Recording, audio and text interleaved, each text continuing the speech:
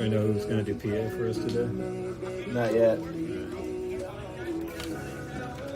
Okay.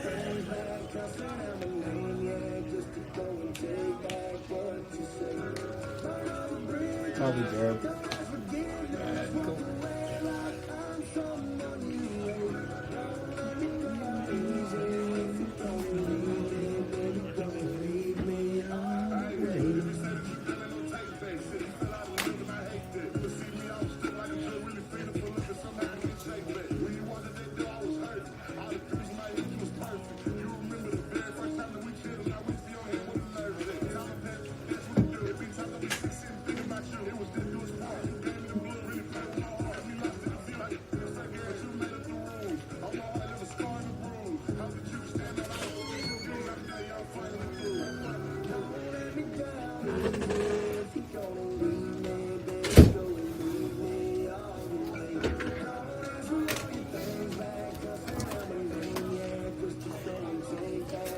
So you guys saw how big of a country music fan I am. I have a playlist on Spotify called Cowboy Hat Jams. Cowboy Hat Jams. Yeah. And that's your Drake mix? No. Oh, that was my country. That's my country. Oh, I didn't know that. Let's go! I was Wednesday, Thursday. No, I'm here today and Saturday. Today, do we have a game here Saturday? We do. Okay. Unless the schedule online is wrong. No, we do. Oh, then it's definitely right. I'm not Yeah, here I did tomorrow, Okay. Okay. but I'm here today. Love it. Well, I'm in your seat, so. Oh, yeah. Hey, Phil, do you mind if you show them the sideline? Yeah. Here, let me pull up the schedule again just to... You're definitely in the right. I just don't really check it as much. just to make sure for the rest of the week.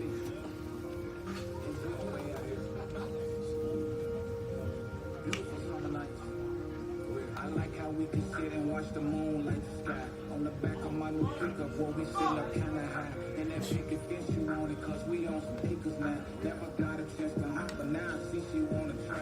I look forward. Dude, what's the Philippine team? They're called the Philippines baseball. And are they with the Sea? But yeah, they're in the league. They're in the South Division. Okay. Seagulls legends. Yeah, it's 1 p.m. Saturday. You guys on the road Thursday or Friday? Friday, I think we're on the road. Off Thursday? We're here Thursday, right? No, I think we're off Thursday. Home tomorrow. Correct, no Yeah. Thursday. Okay, that's what I thought. I was right. Yep. Take the seat, and then, Phil, do you want to show them the sideline stuff? Yes. So, like, during the game, for the live stream, we have our sideline HD Yeah. app. So who? All you gotta do is just put it To the on Oh, okay. So Yeah. basically, I'll just run the on-screen graphic. the digital scoreboard on the. Okay, gotcha. Yeah. Yeah, I can do that. How you doing? Good. Yeah. Okay, Does Nets will get the Sards man and What's the up? Hawks this season? Yeah. That's terrible for them. I was wondering, why are they trading? This is gonna be your spot. Oh yeah, I'm gonna be there. Let me just slide this chair over. You get the comfy chair. Does he really like it? Yeah. And then who's running music today? I want to make sure. You can. I'm just. Oh no, it's okay. I was just on Ox. If someone's got walk-up music stuff, that would. Yeah, I was just on Ox. Yeah. For the game. Depends, you got it. Well, I don't want to do it, but I Oh. got it for someone. Since if I'm going to be running sideline, Oh, wait, what's the login for this one? 2025. Is Jokic on that? Yeah. Oh, yeah, 2025. all right, easy enough. And then it's basically just Okay, that's already up. So yeah. exit out, and then we're gonna go. You can just get this.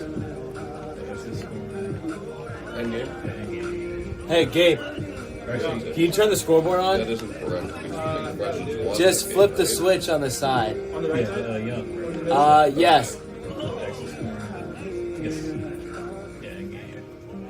And then you're gonna go to today's game, but I already have the live stream running, so should be good. Right, it's Come on. not giving me anything yet. It's kind of just giving me this white screen. Oh, it hasn't come on yet. No internet. Give me a sec. Yeah, it's still just stuck on this white screen.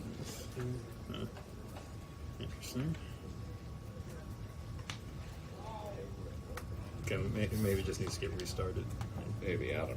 I'm not the action here, obviously. Yeah. So good. Yeah, get this going for you. Excuse me. Just put it off.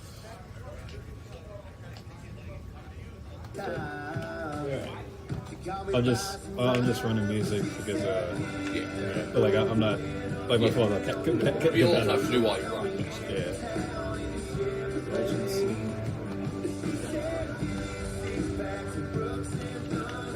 I'm gonna turn on this camera. Okay. What the heck? Oh wait, hold on. Yeah, so. Okay, it's loading.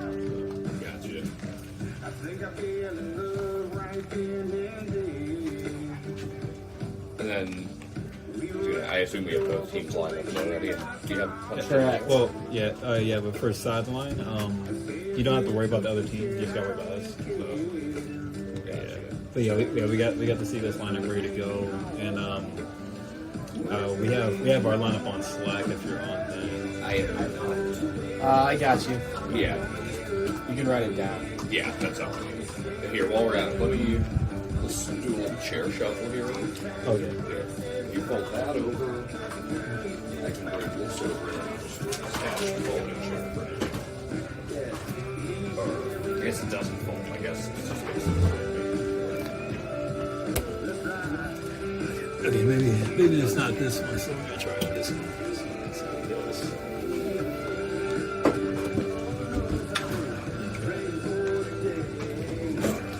This. Roll the windows down, go and get lost on an edge of town in a Chevrolet.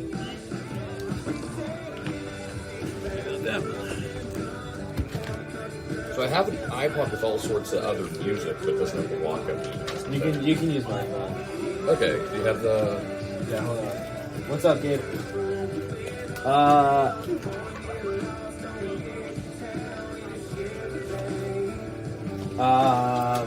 Yeah, I'll do it. Are you all the way at the scoreboard? Yeah. I haven't touched the scoreboard. Here.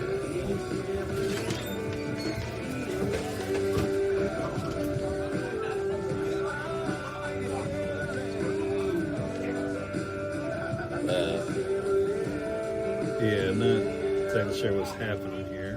Gotcha. While we're at it, though, I will grab... Start writing down the... Oh, it's not in yet. Enter the phone lineup, but it doesn't seem to be in here yet.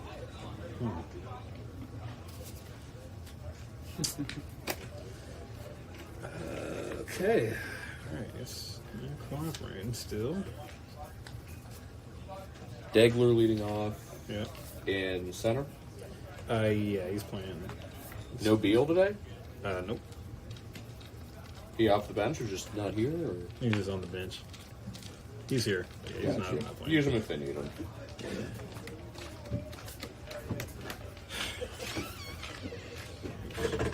Schmalzi in left. Yep. Yep, Smallsy playing left.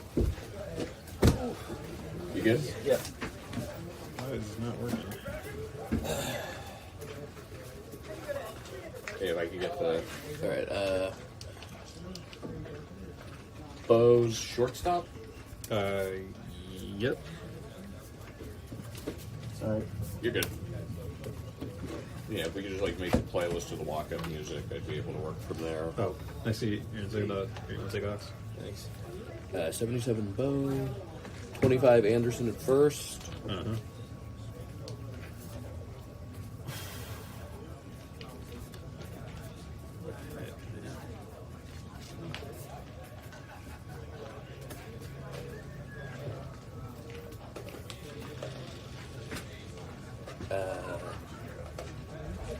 Most at third, Bats fifth.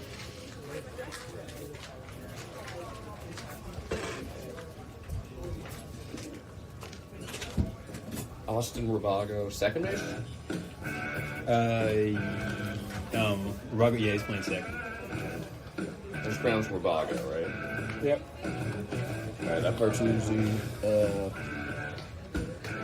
Carter Bleeker? Yeah, Carter Blicker's at DH.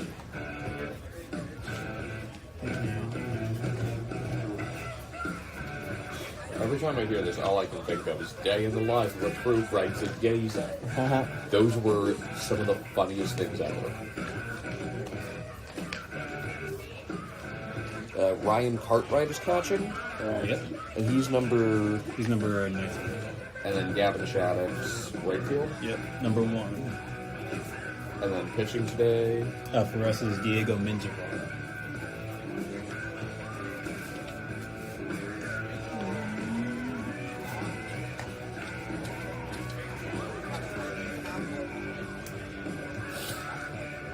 And what numbers do I go? 52. 52? Yep.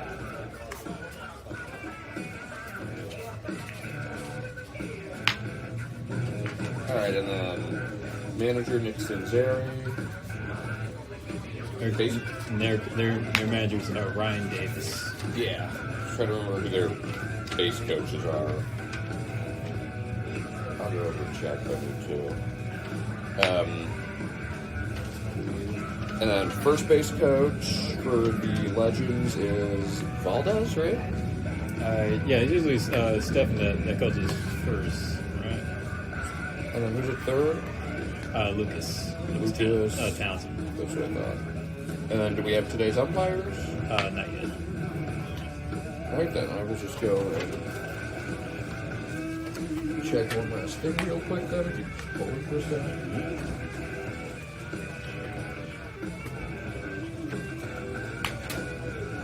No, I'm not listening to that. Their names are super easy.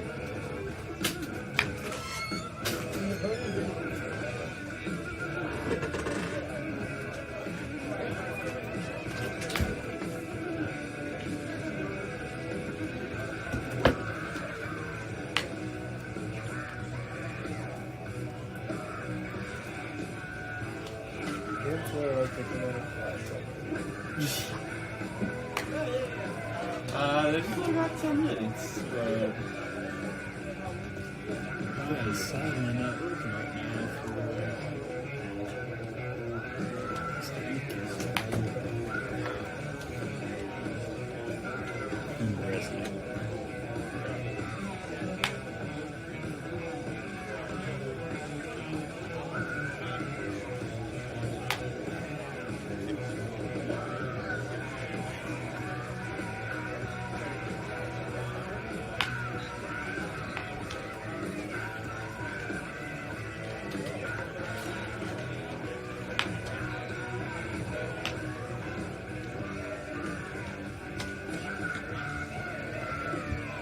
Ben Resnick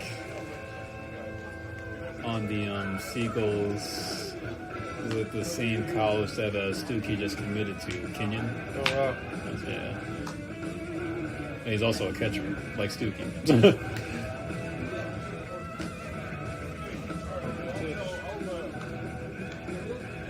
Interesting. Just for the starting job. Yeah.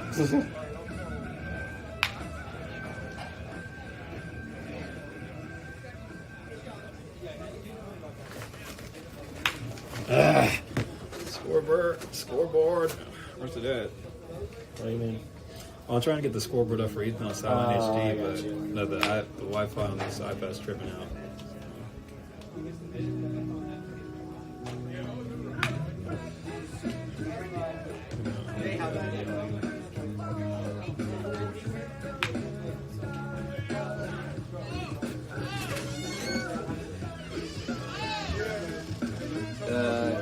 Any update on this thing? No, like it's still tripping out. So. Are we just gonna... We might just not have the scoreboard up. Like, I mean, again, like now it's really up to this. I gotta keep this iPad running with live stream. So, Yeah. And like that iPad. I see your scorecard. Yeah, this is just the... Yeah, thanks, man. Yeah, the iPad has it, but I would need like the sign in daily on time. Alright, you might want to check it. Should I check it with anyone on that then, or...? Not now. Alright. Well, let me know if it changes, and if it does, I'll figure it out, and otherwise, one less thing to deal with.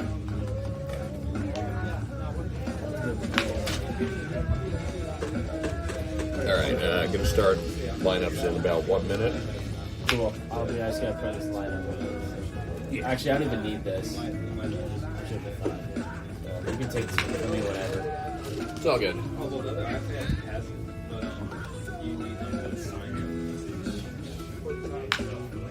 Okay, it's not working. Okay.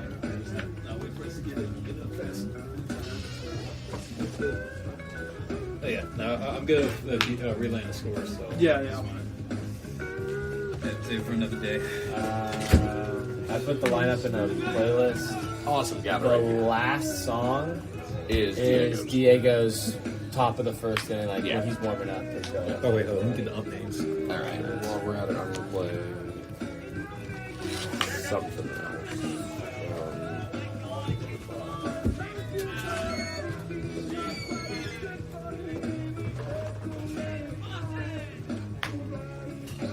Hi, is this Sarah? Hey,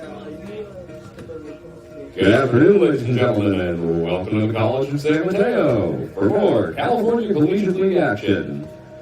This afternoon's game features visiting San Francisco Seagulls against your Menlo Park Legends. It's just gonna play your lineup. I got one. Make sure we'll have national anthem for that. At this time, we're going to introduce today's starting lineups. First, for the visiting Seagulls, as announced by manager Ryan Davis. Leading off, right fielder number 7, Alan Ramirez. Batting second, third baseman number 29, Jake Brewer. Batting third, left fielder number 22, Miles Collinger. Batting fourth, center fielder number 25, Ben Cope. Batting fifth, first baseman number 16, Ethan Johnson. Batting sixth, catcher number 30, Carson Chavez. Batting seventh, second baseman number 9, Jalen Hodges. Batting eighth, designated hitter, number 13, Ben Resnick. Batting ninth, shortstop, number 11, Thomas Maher. And pitching this afternoon for the Seagulls, warming up the bullpen down the left field line, number 10, Ben Eisenhower. Is it long enough?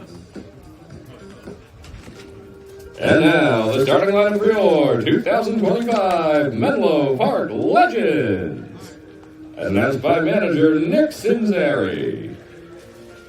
Leading off center fielder, number 4, Charlie Degler. Batting second, left fielder, number 30, T.J. Schmalzi.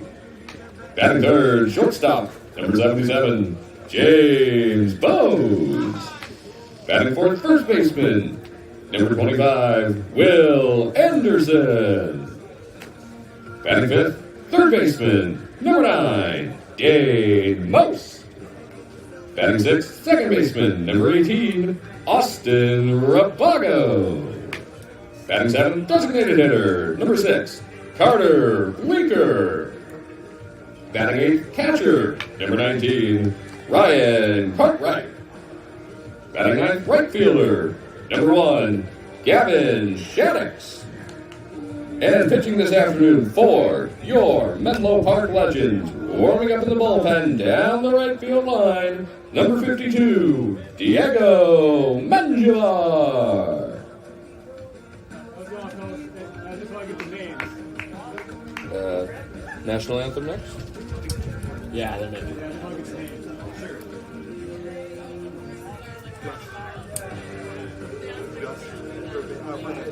Blank, Tyson,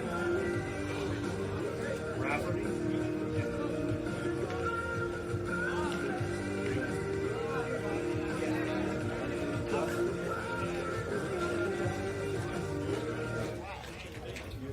At this time, ladies and gentlemen, we ask that you please rise and remove your caps for our national anthem.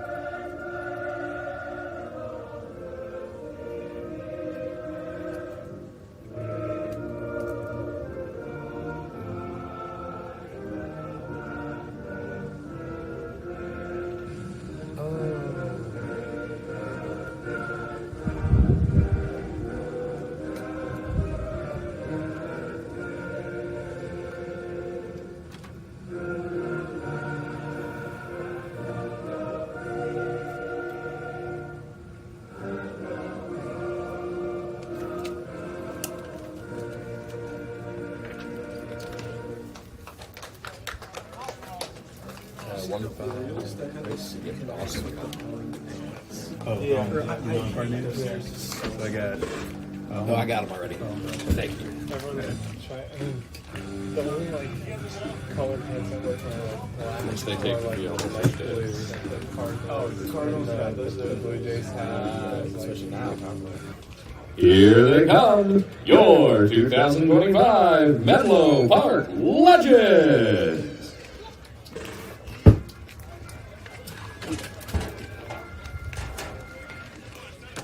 Hello, once again, Legends fans. We welcome you back to College of San Mateo Baseball Field here in San Mateo, California, for tonight's coverage of California Collegiate League Baseball.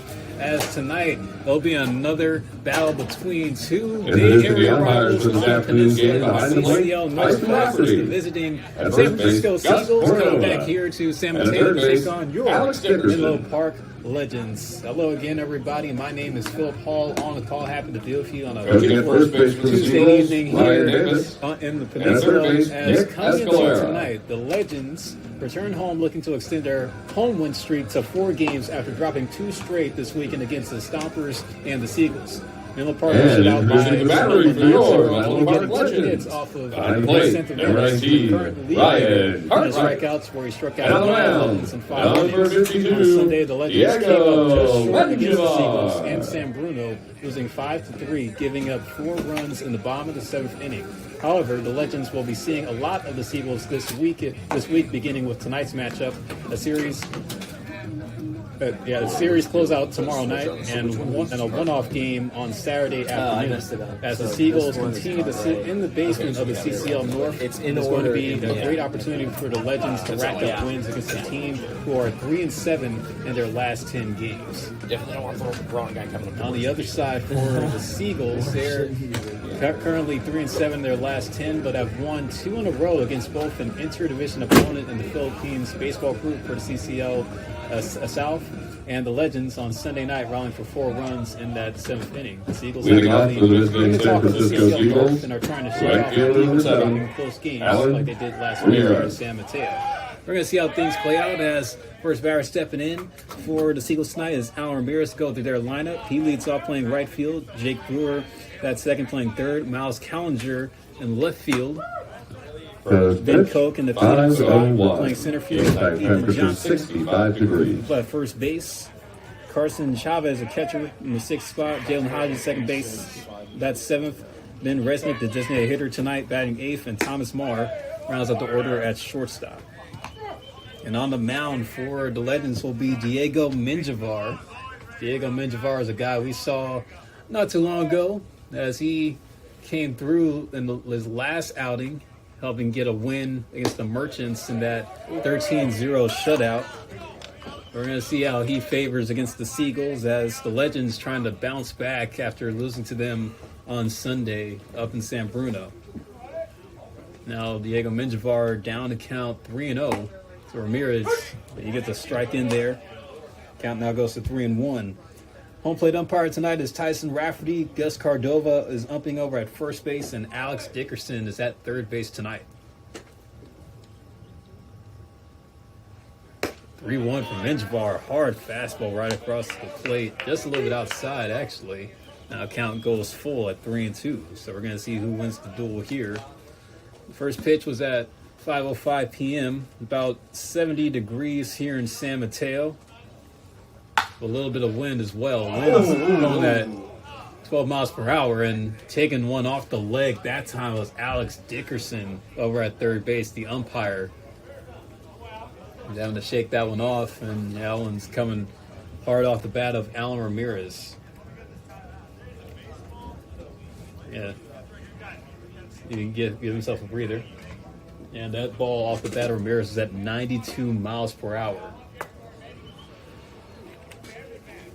That's the last time the Legends saw the Seagulls. It was last Thursday after Dane Most drove in the winning run on a sacrifice fly to win the game in the bottom of the 9th.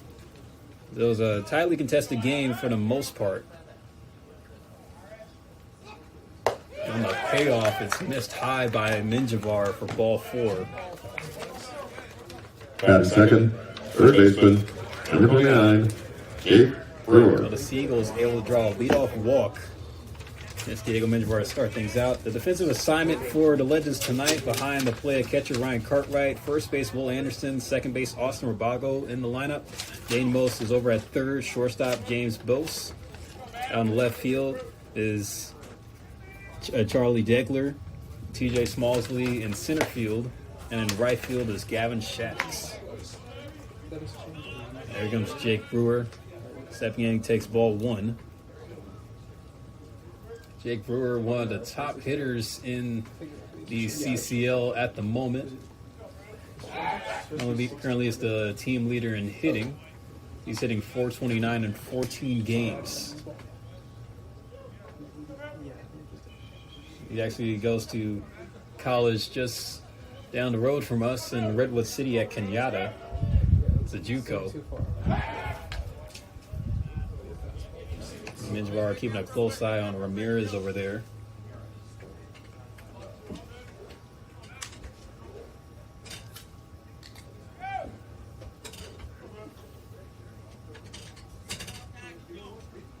And Brewer will step back in.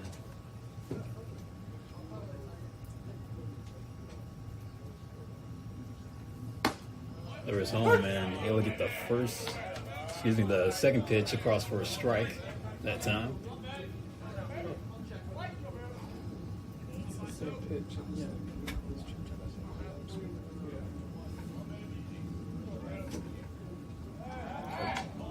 Menjivar probably thinking about trying to buy some real estate over there at first. How many moves he's made already. And the one thing that the Legends trying to avoid doing in these games is allowing first inning runs, and they've been doing a good job at making sure that they keep teams off the board early on, which has been seen in the pitching's improvement, as the pitching have been kind of on the struggling end for the first half month of the CCL season. They were getting behind a lot against hitters, but Coach Nick Sanzeri has been preaching to his guys and making sure that they can continue to go at a hitter strong. The chopper over to third is going to go foul just left of the bag. You see here the uniform combination. It's a little bit of a matching situation we have here. The Legends are in their black tops tonight, but so are the Seagulls. But to eliminate any confusion for those watching at home, you could tell with the Legends wearing their green ball caps and the Seagulls wearing their black ball caps. The 1-2 from Menjivar, swung on and missed by Jake Brewer. He will go down with the strikeout.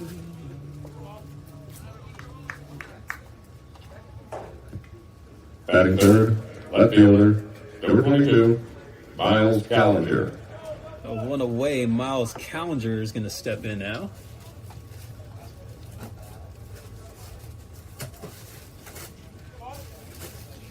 Miles Callinger, currently a San Francisco Don.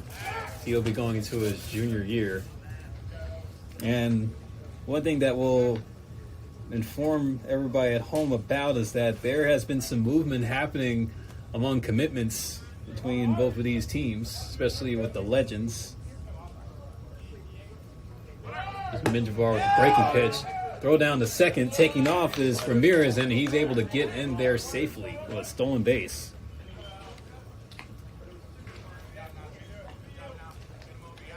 But with James Bose in the lineup tonight at shortstop, we want to congratulate him on his commitment to Santa Clara. So he's going to be a Bronco going into next season after he entered the transfer portal after playing one season at Loyola Marymount.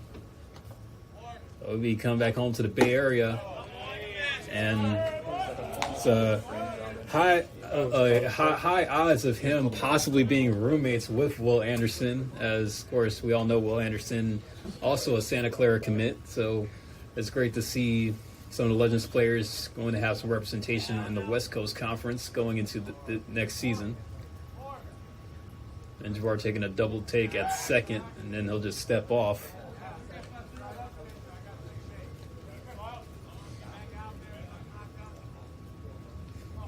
It was a great thing to see some of these CCL players staying close to home to play ball.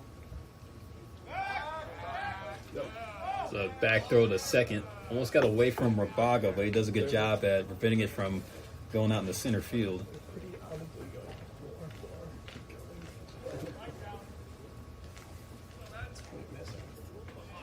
Collinger has only seen 2 pitches so far in this at bat. The 2-0 is high, but still called for a strike.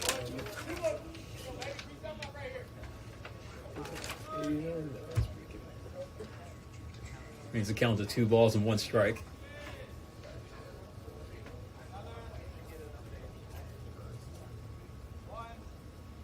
There's the 2-1, and actually no, instead, Menjivar making another move towards second on the pickoff.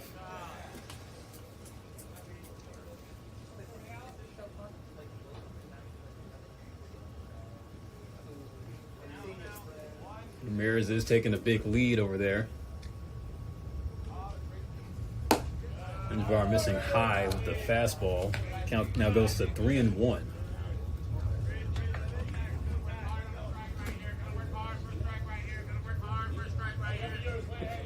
Is here the head coach Ryan Davis, who is also coaching over at first base tonight. That's Ryan Davis being the newly named San Francisco Seagulls head coach coming into this season. So that one gets away from Cartwright, but it's going to be ball 4. But that will still advance Ramirez over to third, and will put Collinger on at first. So 2 walks already allowed by Menjivar in this inning. Now the Seagulls are in business with runners at first and third with 1 out.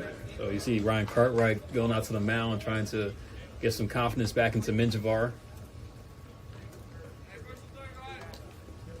It was like the last time we saw Menjivar was last week against the Merchants, where he went 3 1/3. But despite the short outing that he had starting on the mound, it was still a quality outing where he only allowed 4 hits. He gave up no runs and struck out 5 batters and only walked 2. That was a bunt that made by Ben Koch. They're only able to get 1 play off. They get the out over that first. Will Anderson making a nice scoop over there, getting down to his knees. But it was enough to get the run across. So Alan Ramirez scoring on the sac bunt will give the Seagulls a 1-0 lead. Batting fifth, first baseman, number 16, Ethan Johnson. 2 out now with Collinger now at second. It's going to bring up Ethan Johnson. Ethan Johnson will be an incoming freshman at Missouri, so he's set to play in the SEC next season. Yeah, but Ethan Johnson actually had a bit of a thrill in last week's matchup between the Seagulls and the Legends, where he came in the later innings in relief to try to save the game for the Seagulls, but ended up falling short of doing so. That one just misses low. Well, count now goes to 2-0 on Johnson. Ethan Johnson wrapping up his high school career at the Kings Academy, where he slashed 342, 380, and 496 across 76 varsity games. Also drove in 79 RBIs and hit 11 home runs.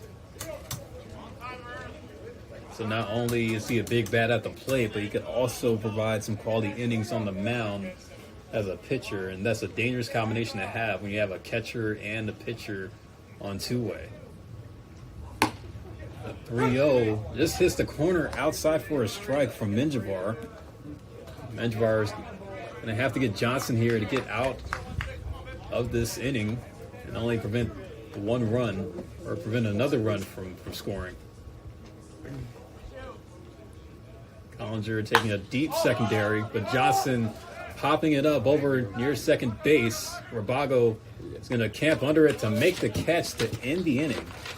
So 1 run on no hits as Ben Koch gets the sacrifice RBI to put the Seagulls The Seagulls in the top of the first. So One the Seagulls run, draw no first hits, blood in no the top of the errors, first. one We'll go left to the on bottom base. half with the Legends coming 2 up. at the It's top our of the two first to inning Menlo for Park Legends, Legends baseball Hagler, Schmaltzy, here and on the Bones. Menlo Park Legends live stream network.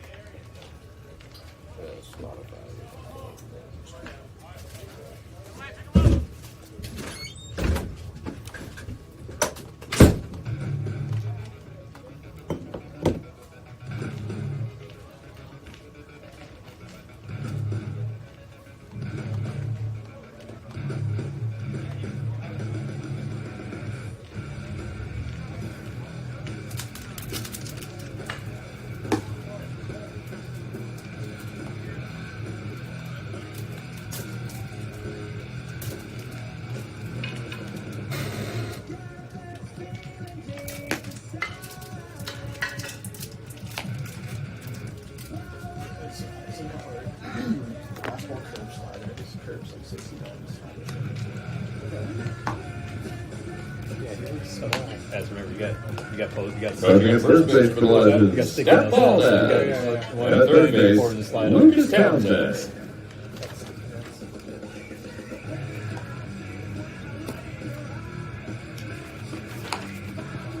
The battery for the San Francisco Seagulls behind the plate, number 30, Carson Chavez. And on the mound, number 10, Ben Eisenhower.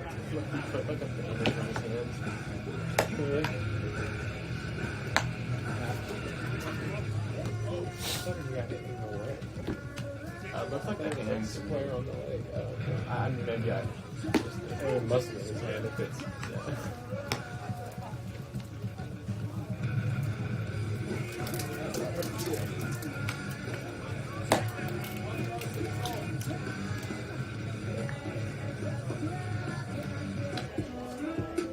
Leading up for your Menlo Park Legends, Back here in San Center Mateo, fielder, ready for the number bottom of the 4, first. Charlie will get their first Charlie jackpot. The Deckler. Seagulls were able to get one across in the top half.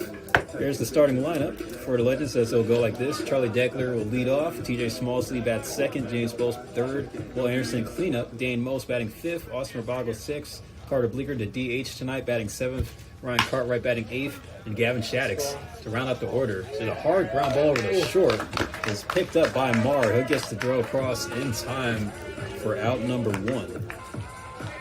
Batting second, left fielder, number 3, On the mound, getting the ball tonight Schmaltzy. for San Francisco will be Ben Eisenhower. As Ben Eisenhower made the start last Thursday here in San Mateo, in the last home matchup that the Legends had against the Seagulls. Of course, Ben Eisenhower going to be a redshirt senior going into Cal State East Bay. It's not an overpowering lefty, but he does a good job with the location.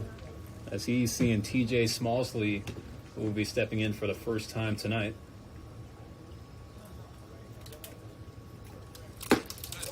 Smallsley looking at that one, just hits the corner for strike two.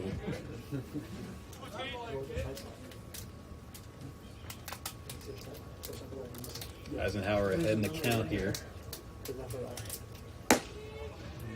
And gives a waste pitch to Smallsley that time. Counting now at 1 ball and 2 strikes.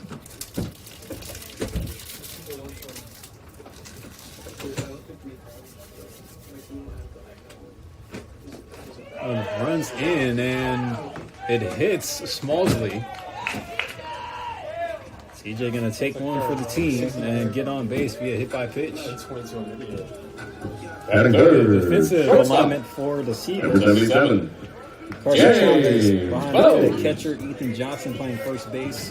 Jalen Hodges at second base. Jake Brewer at third. Thomas Marr playing shortstop. Miles Collinger in left field. Ben Koch in center field. And Alan Ramirez is playing right field. So here comes the newly committed Santa Clara Bronco, James Bose. Of course, the Legends squad calling James Bose him with the way that he's been knocking the baseball around. Currently comes into tonight on a 12-game hitting streak that stems from the beginning of play back on June 6th, the beginning of CCL play. TJ Smallsley able to advance over to second base on the stolen base. There's a pitch that went way outside by Eisenhower. Now the count is 2 balls and no strikes. But James Bose also has 5 doubles, which puts him as the league leader in that category, as well as also still tied with home runs. He has 2 on the season. Yeah, but during his 12-game hitting streak, he's been proving why he's been one to watch out for in the California Collegiate League. It's a great thing to see, and definitely could get him to the CCL All-Star Showcase game, which is set to begin a few weeks from now. And runs in just barely. Close enough to make the walk down the first, but he'll have to stay put. Count still 3-1 for him, so as he's way ahead.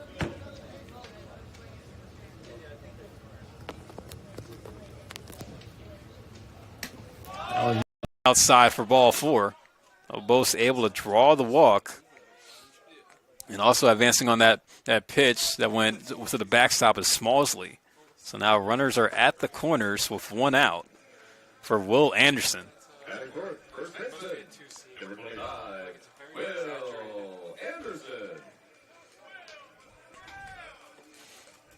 Now the Legends coming into this game with a 6-8 record, still trying to fight their way out of the bottom of the CCL North, but the Seagulls are the ones stuck in the basement. This would be a great week for the Legends to rack up some wins. And Anderson going to take one straight to the back to load the bases up. Ben Eisenhower missing with 2 hit by pitches so far in this inning alone. So now the bases are juiced for Dane Most.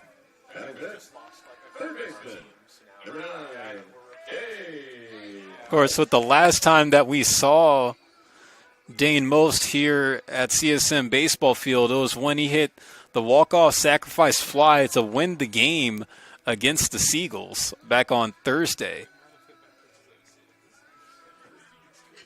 Dane Most currently batting in like the high 200s, has the batting average ranging between 285 and 290. Yeah, but the JUCO product out of Iowa Western Community continuing to pay dividends and having quality at bats and having good offensive performances for the Legends so far this summer. Comes up in a big spot here. First pitch from Eisenhower is a strike that hits the inside part of the plate.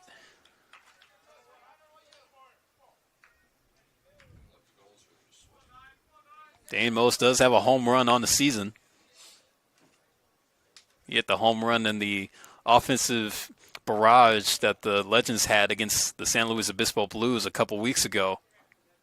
So in this case, as far as the power numbers are concerned, he is due for another bomb. I would say the entire Legends squad is due for another home run. It's been a while since we've seen one here from them. Count is 1-1 on Most. Hits that one hard, but on the ground foul. He was way ahead of that one. It did sound good off the bat.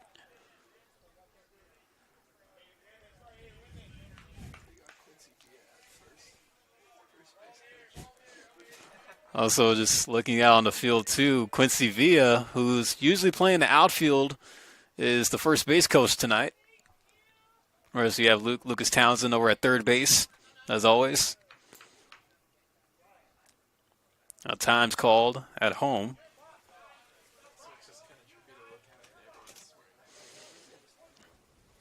Yeah, but Quincy Villa was not put in the lineup from Coach Senziri.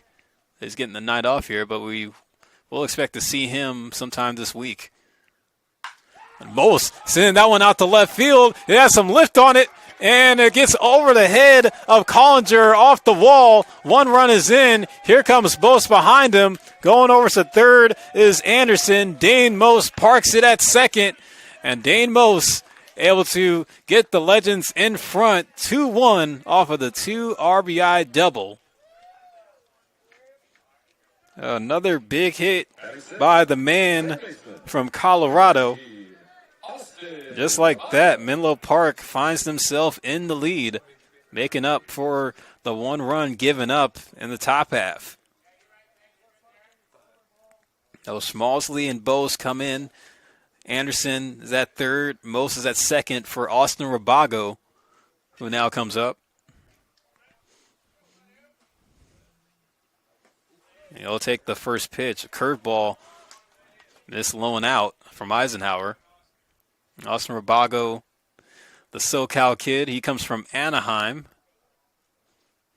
This is only his 10th game played so far on the summer, but he's also a guy that's currently in the transfer portal awaiting a new commitment.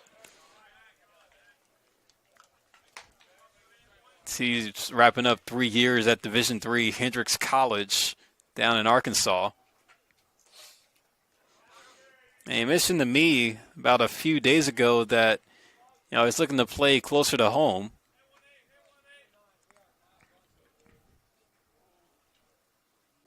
1-1 is hit back up the middle, but played well as short by Marr. And he's going to get the throw over at first, but that does allow Anderson to come in. Austin Rabago still able to get the RBI on the 6-3 putout to now make it 3-1 Legends. Carter Bleeker. So productive at bat there for Rabago, getting the RBI.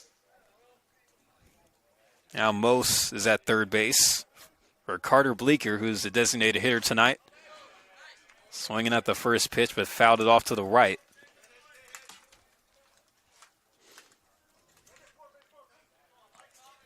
You know, the Legends last week during their homestand, they had some exciting games and some great games played, having a shutout and a blowout against the Merchants, winning 13-0.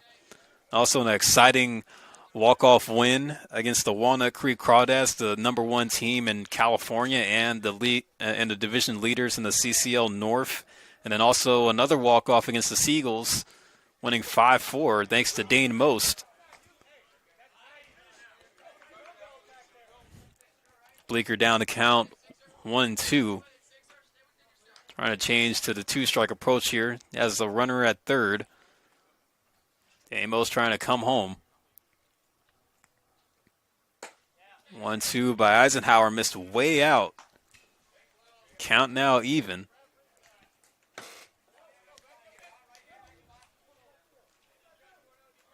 Now, the way that the Legends schedule looks this week, this is an opportunity for them to get in the win column. There's a ground ball hit over to Marr again. So he's going to get another throw across for another 6-3 putout. All the outs recorded in this inning came by way of a 6-3 putout, but the Legends do put 3 across on 1 hit. Only leave 1 runner on as we will go to the top of the second. Legends in front here in San Mateo, 3-1.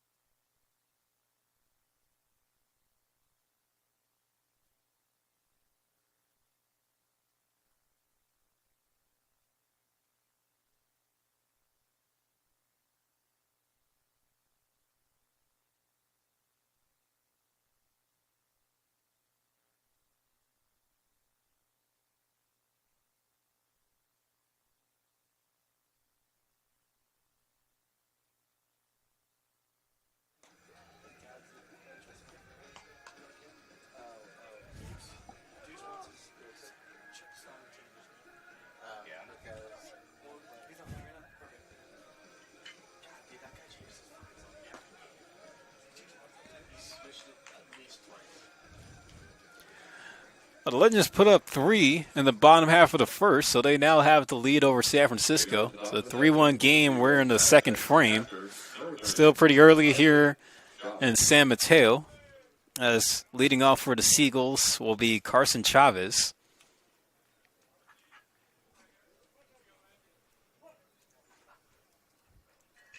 Diego Menjivar coming out for his second inning of work. Trying to have a much cleaner inning this time around. There's Diego Menjivar being one of the pupils of Nick Sanzeri's pitching program at Ohlone College. Still is awaiting his commitment for where he's going to be going for his 4-year career. Gets a strike in there on the inside part against Chavez. Also with week 3 of the California Collegiate League here and arrived. There's a bit of some changes in the power rankings when they came out.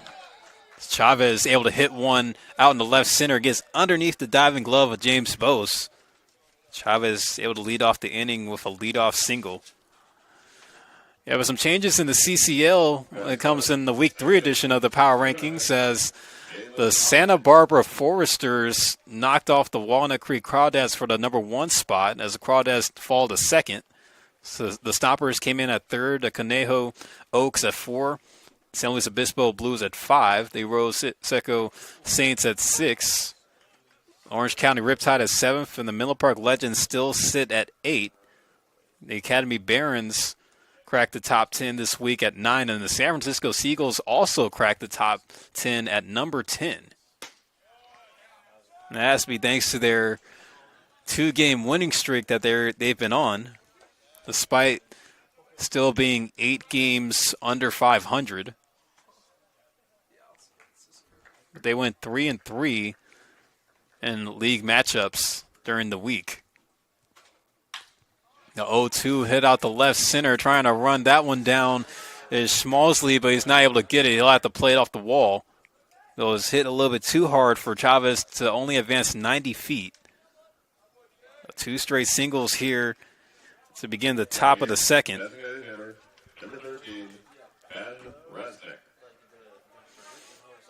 Now, but you really have to take these power rankings with a grain of salt, because with how much parity there is in the California Collegiate League, a lot can change in the next month and a half of the season being left. So here comes Ben Resnick, the DH tonight. He's going to show bunt, puts in front of the mound. Menjivar is going to go to 3rd, and they are able to get the out. Dane Most having to get off the bag there. It was a hard slide by Carson Chavez, but the Legends do a job to get the lead runner out. Now Resnick will reach base on the fielder's choice. There's one away. That's going to bring up the 9-hitter and Thomas Marr. Shortstop, number 11, Thomas Marr. Yeah, but the beauty of summer ball, as I've learned in reading my new book written by Will Geoghegan, Summer Baseball Nation, you expect to see a lot of parity amongst these teams in regards to competition. This is for every league nationwide. But it's great to see the level of talent that comes through the California Collegiate League every year. And with how this year has been going so far, you've been seeing a lot of close ball games, a lot of competitive matchups with these teams. It's going to be interesting to see how a team like the Legends can favor down the stretch. Menjivar making a move over to 2nd to check on Hodges.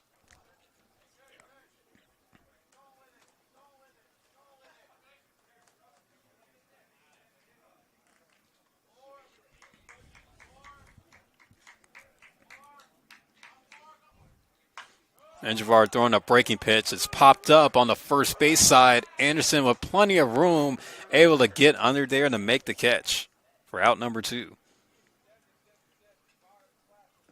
Back to the top of the lineup. Right fielder number 7, Alan Ramirez.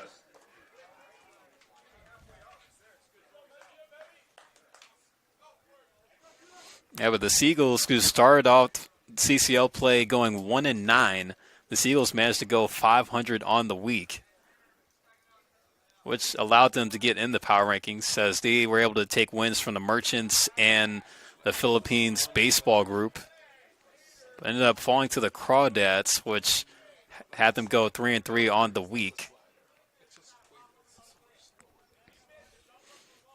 I'm sure Ryan Davis is trying to find some consistency in his guys, trying to turn things around later on. And the same could be said for Nick Sanzeri. As for the Legends, they had a 3-2 week. Of course, we saw those 3 wins, those 3 big wins here in San Mateo, where they were able to take down the Merchants, the Crawdads, and the Seagulls, but dropped 2 against the Stompers and the Seagulls on Sunday. A big swing and a miss by Alan Ramirez, who comes back up to the plate here. The count is 1-1 on him. Or 0-1, excuse me. Ramirez, he drew a walk to start the game back in the first inning, and also stole a base and came around to score the lone run so far for the Seagulls. There goes Hodges taking off for 3rd, and doing the same, going to 2nd is Resnick. So a double steal works in the favor for the Seagulls to put both runners now in scoring position.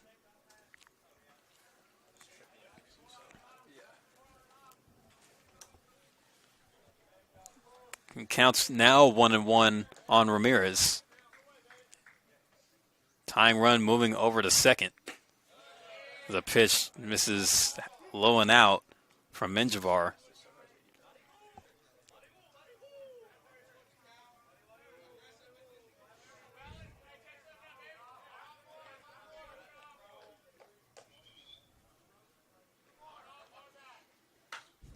Well, there's another pop-up, but this time it's going to go out of play. Now count. Now a 2-2.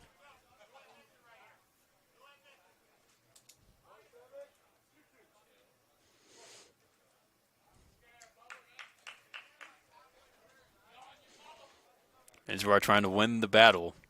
Here's a 2-2 pitch from him.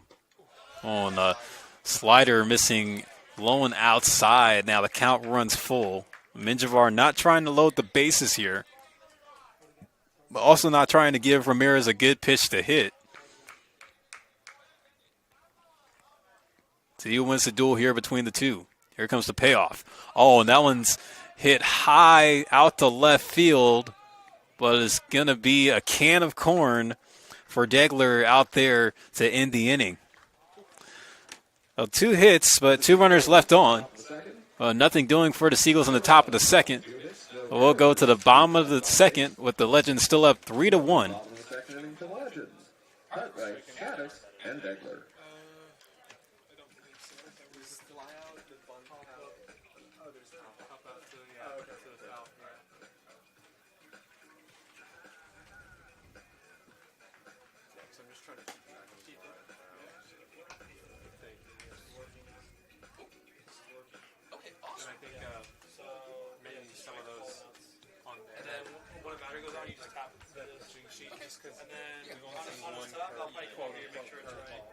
So I think what Colin is right. One that all the one has double negative. Looks pretty straightforward. If I need anything, I'll let you know. The slider has positive vertical and negative vertical. No, I was just suffering from the low. I'll take that. Yeah. This one? Yeah. So it's not your one. Gotcha.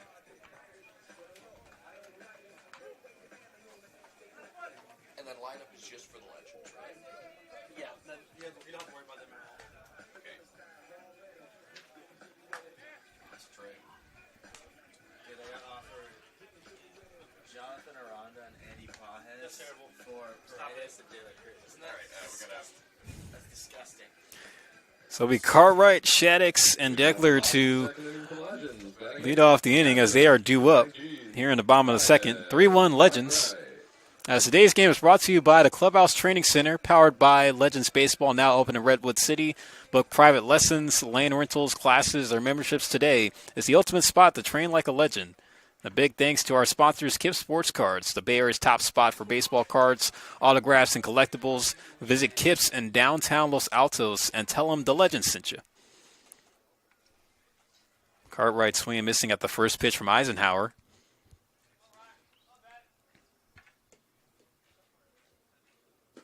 Eisenhower missing this time low for ball 1. There's Cartwright. It's a catcher from Ohlone. So he had the due diligence of doing some managing from behind the plate for the top-tier pitching staff of the Renegades this season.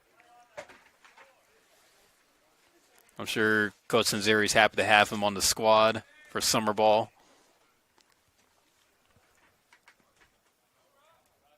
It's down to count 1-2.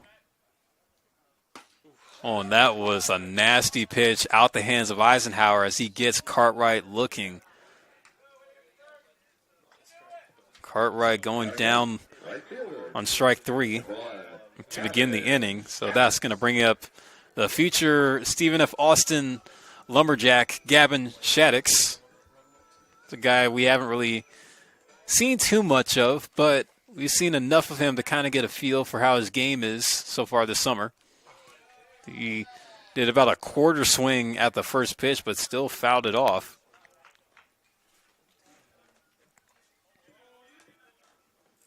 This is only Shaddix's 10th game played so far this summer.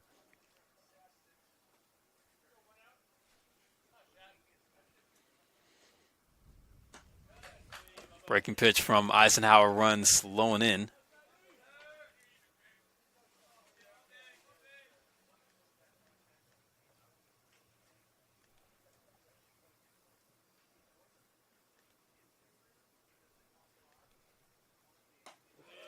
Another curveball from Eisenhower. This is inside again.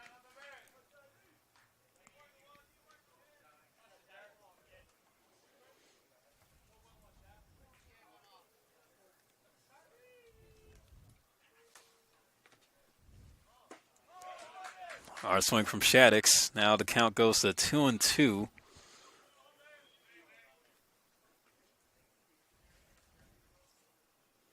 And Gavin Shaddix, he's more known for the defense. He made a few nice diving catches last week.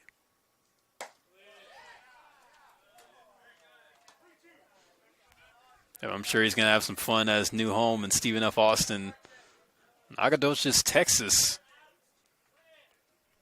Or Shaddix, having some family down there. Be playing close to home. And on the payoff pitch, Shaddix goes down swinging. Eisenhower with 2 straight Ks here in the bottom of the second. But we are back to the top of the order for Charlie Degler. And Charlie Degler is at Division III, University of Puget Sound. But he hails from the Peninsula, where he went to high school at Henry M. Gunn High in Palo Alto. He had a solid high school career there, folks. Let me tell you this. During his varsity career, he hit .434 with 3 home runs, 38 RBIs, 17 doubles, and 6 triples over 3 seasons and 68 games played. Hits that one on the ground over to first. It gets under the glove of Johnson, and having to play back for it was Hodges, but he's not able to get the throw over in time to Eisenhower. So that's going to go as an infield single by Degler.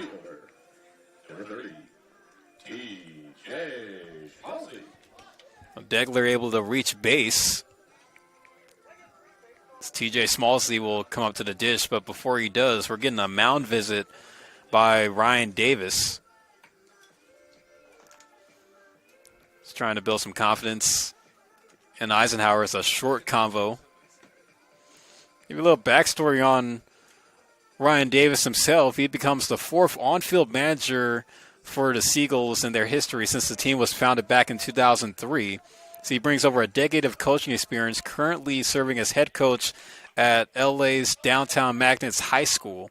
But his resume includes 8 years as an assistant at Compton College, JUCO ball, 7 summers as a player development coach, and 1 season on staff at Coppin State University, Division I, of course, and 3 years with MLB's advanced media team. So he had some experience working behind the scenes, doing some production work for the great videos and content that MLB continues to produce for baseball fans all over the world.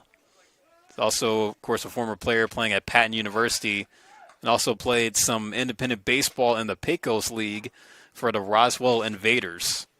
There's your resume for Ryan Davis as far as his life in baseball. At least a quarter of it. Here's TJ Smallsley at the plate. Degler taking off for second. There will be no throw from Chavez as he wasn't able to get the ball out of his glove fast enough. So Degler will advance 90 feet via stolen base. And that has been one thing the Legends been doing a lot this season. Of course, we know about Quincy Villa, who's in the top 5 in stolen bases in the CCL. And, some of these Legends guys not afraid to turn on the Jets when necessary. Degler is going to try to do it again. The throw in. He tried to do a swim move on him, but he still gets tagged out at third. So a great tag there by Jake Brewer to end the inning. So a bit of a tough break as you can see Lucas Townsend arguing the call with Alex Dickerson, but he's doing it jokingly. But nonetheless, that's going to end the inning. So the Legends, no runs on 1 hit. No errors either. But they still do hold the lead as we'll go now to the top of the third. Score is still 3-1.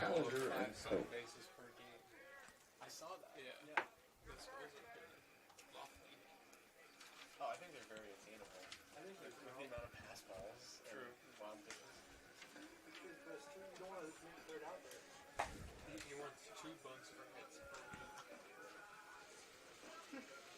guys saw that? No, it was like actually really interesting just like see the philosophy and like the like team win rate when we like accomplish those things. Yeah.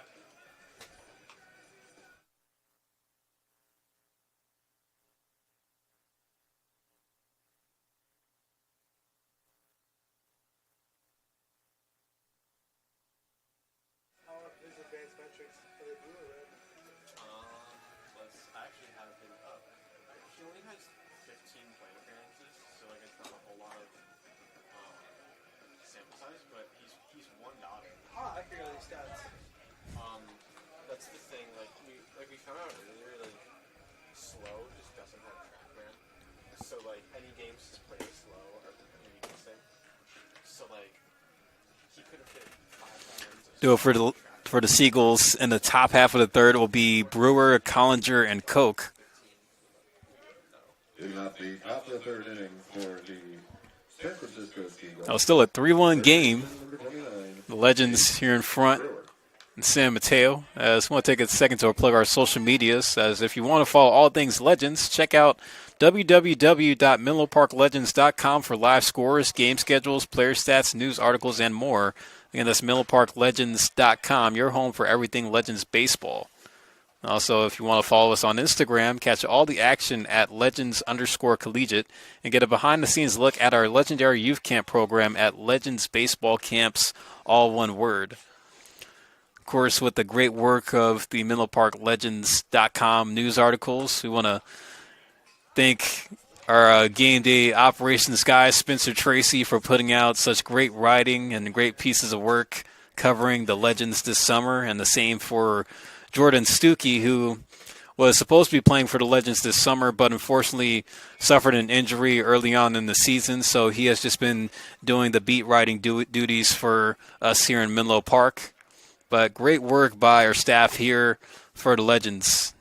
Also, shout out to Gabe Estevez, who's actually in the booth with us tonight.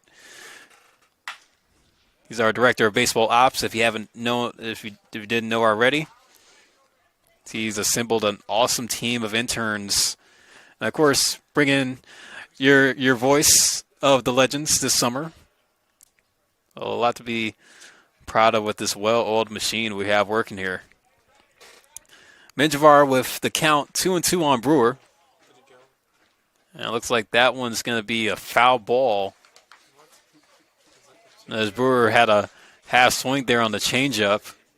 Just barely fouled it off, but it'll get an extra life at the plate. Still does Menjivar, not allowing a hit by pitch. There comes the 2-2 once again. Ground ball over to third. Easy play for most. Long throw across, but able to get in time. So one gone. So bring up Miles Collinger. Batter, left fielder, number 22, Miles Collinger. Miles Collinger reached via walk last time up.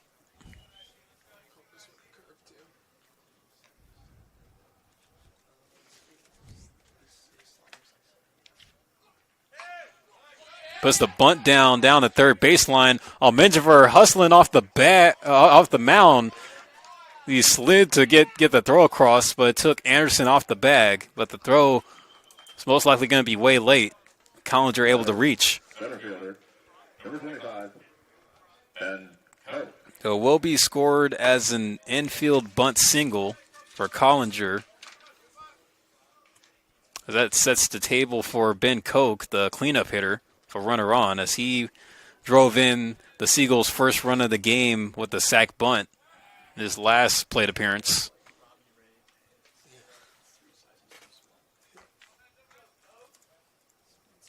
Ben Koch, a bit of a big guy at the plate, stands at 6'4" and 200 pounds. It's going to be an incoming sophomore at Louisiana Monroe.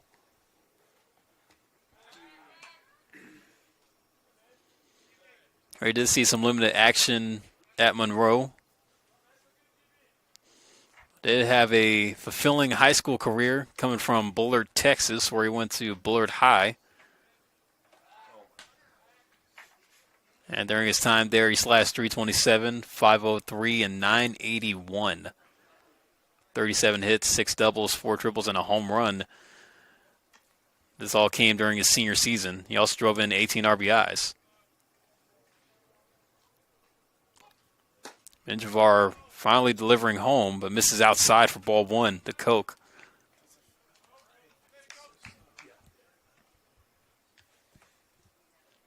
Aside from Koch's accomplishments on the baseball field, he's also been academically accomplished, as he was an academic all-state track athlete as well. So he's also participated in track and field along with playing baseball. He's also a member of the National Honor Society and a member of the Rotary Club Student of the Month.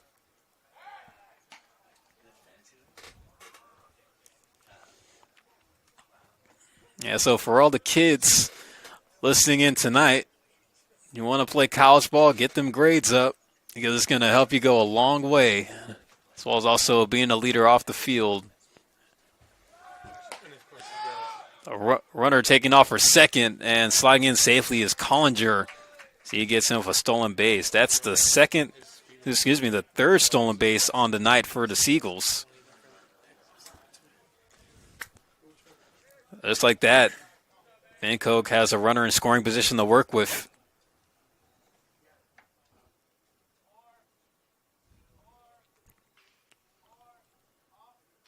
There's a 2-0. On misses low for ball 3. Let's see if Koch gets the green light here to swing away with 1 out. See both playing Collinger close to the bag. Menjivar takes a look, now delivers. And he puts that one in for a strike. The fastball working very well tonight for Menjivar so far. Menjivar with the count 3-1, trying to fight back here.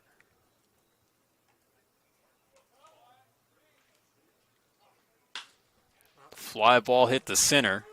Be playable for Degler, looking to tag as Collinger, he will. Degler with the throw from center field. He tries to get in, but it rolls away from most.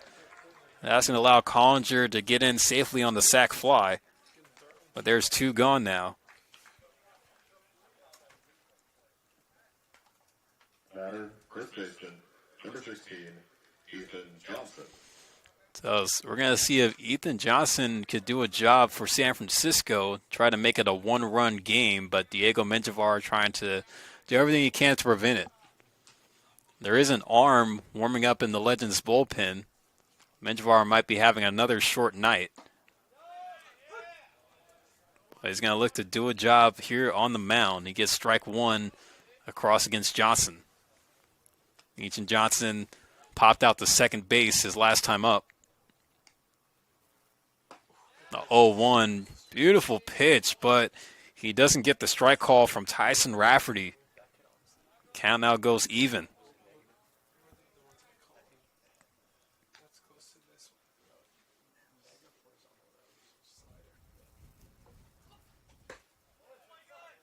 On runs, that's a little in. Count goes to 2-1.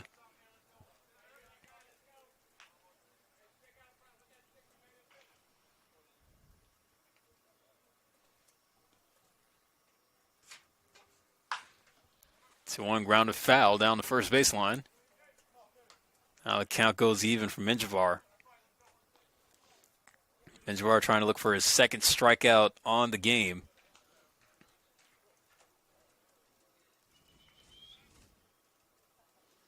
See what we could do here against the future Missouri Tiger. He's going to get him swinging. He was able to throw some off-speed junk that time to retire the side. So Seagulls leave a runner on base. Well, not able to get anything across. Diego Menjivar finding some consistency now. So we'll go to the bottom of the third. Still a 3-1 lead for the Legends here in San Mateo as you are tuned in to Menlo Park Legends Baseball here on the Menlo Park Legends live stream network.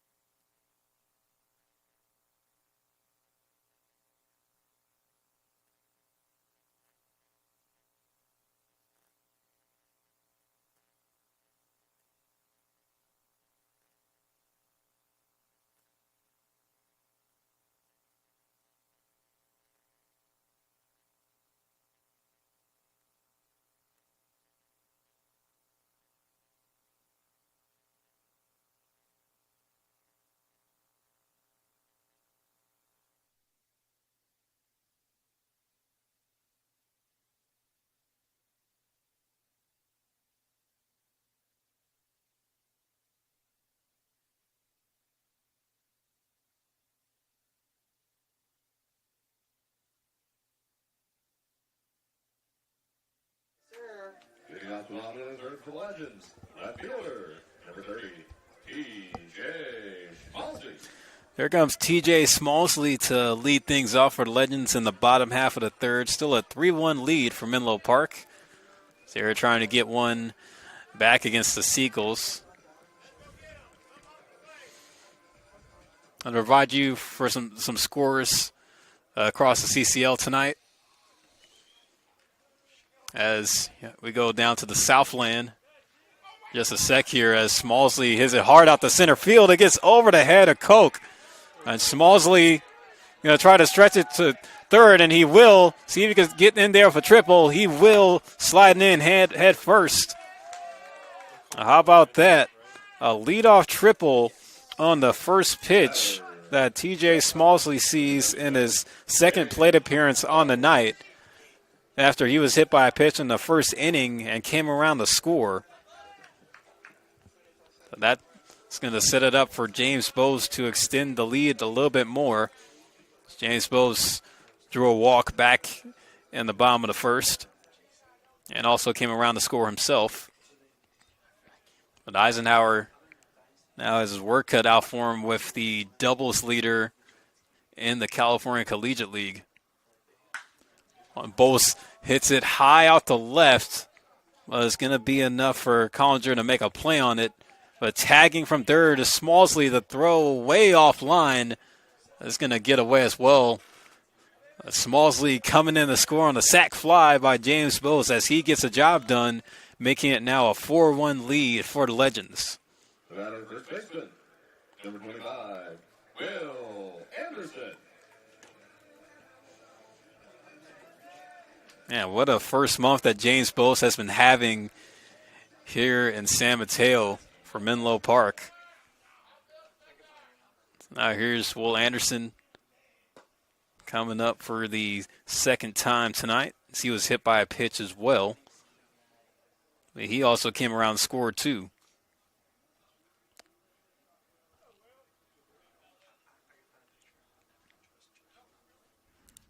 Here's the 1-0. Hard swing by Anderson. As Will Anderson still trying to get that bat warm.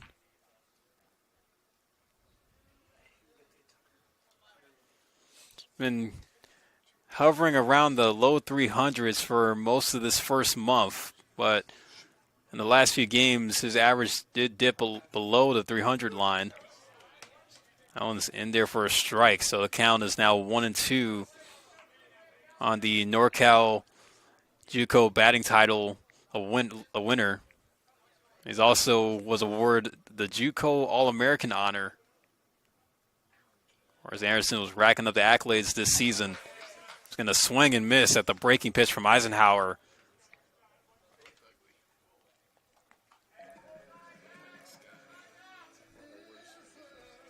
A 2 away.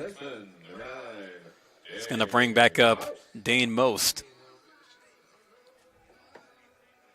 Dane Most hit that 2 RBI double back in the first inning. It's part of the 3-run output that the Legends were able to put together. That one runs in. It looks like it hit Most on the foot. Most able to reach base. Second baseman, number 18, Austin Romano. Dane Most able to keep the inning going. Austin Rabago will get an up here. See, he grounded out to short back in the first inning, but it was a productive ground out as he was able to drive in a run.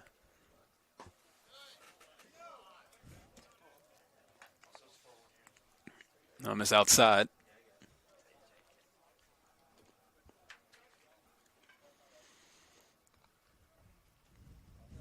Now to get you to the out-of-town scoreboard tonight, the Waves playing the Riptide. The Oaks are at the Saints. And the Philippines baseball group are at the Academy Barons. Those games set to start later. The Santa Barbara Foresters, the #1 team in the power rankings in the CCL this week, are on the road in San Luis Obispo taking on the Blues. Of course, you have our game here tonight between the Seagulls and the Legends, and the last game on the dock are the Stompers on the road facing the Walnut Creek Crawdads, as they're set to start later. And there's your out-of-town scoreboard report across the California Collegiate League on this Tuesday evening. 2-1 is fouled off to the left by Rabago, so count goes even at 2-2.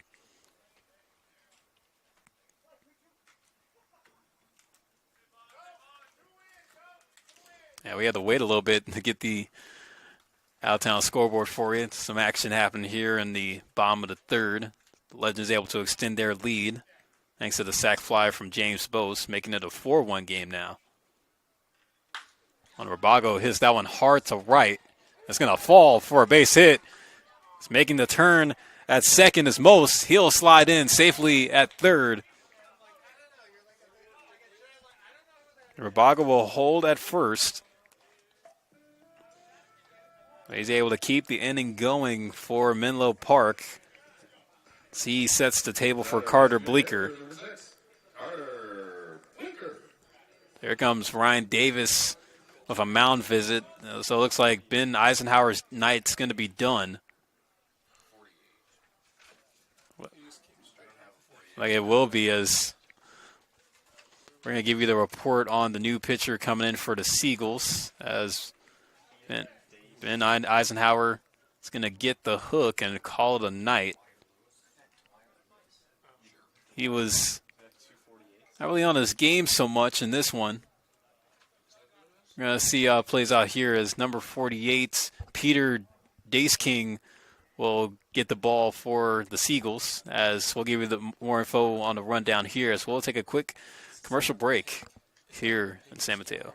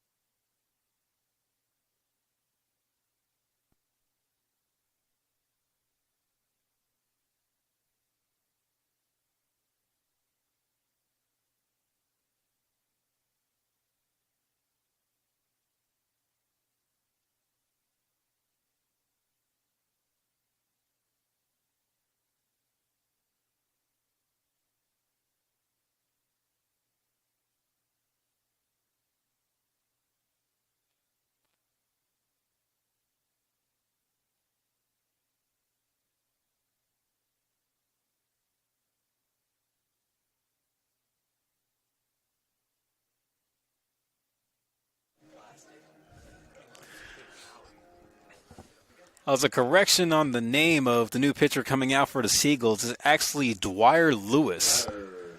Dwyer Lewis will now come on the pitch for the Seagulls in relief for Ben Eisenhower, who called it a night. Dwyer Lewis just recently graduated from Cal State East Bay. It's actually from nearby Half Moon Bay.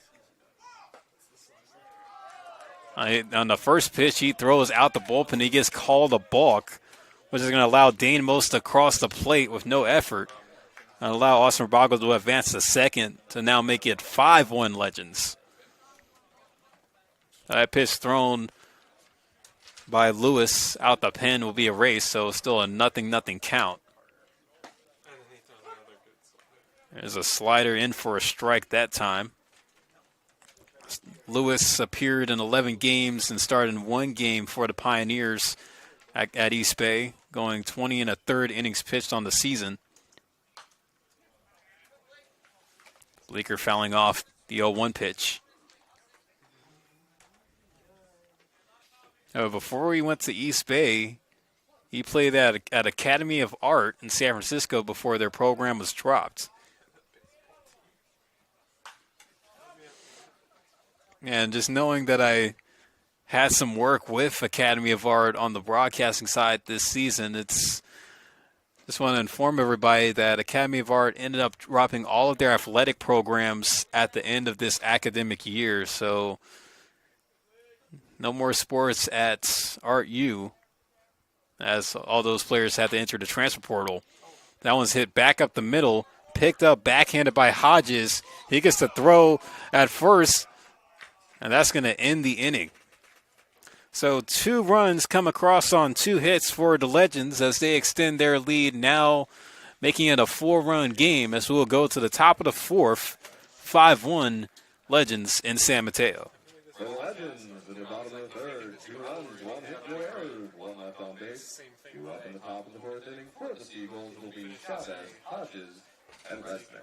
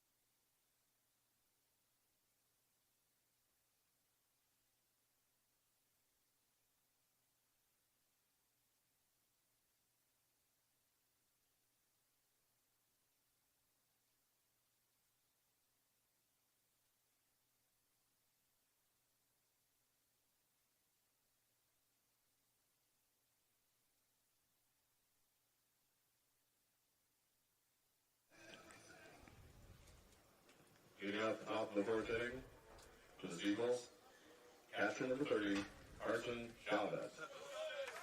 Carson Chavez is going to lead off for the Seagulls as the Legends put up 2 runs in the bottom of the 3rd to extend their lead 5-1. The Legends trying to snap their 2-game skid.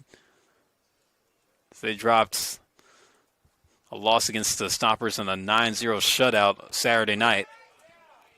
Also came up short against the Seagulls and their home turf, losing 3-5 on Sunday. It looked like the off day helped them kind of recuperate. Menjivar back out for his 4th inning of work.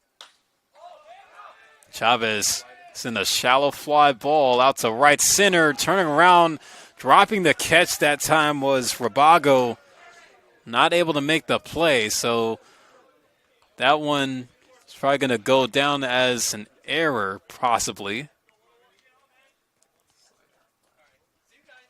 Actually, instead, we're going to rule that one a hit. That's how Carson Chavez will start the inning off for San Francisco.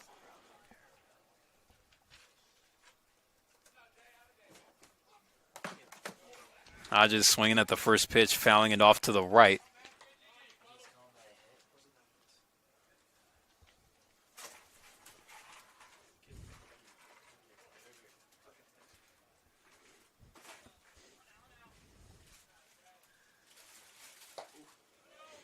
And runs in is a slider to Hodges.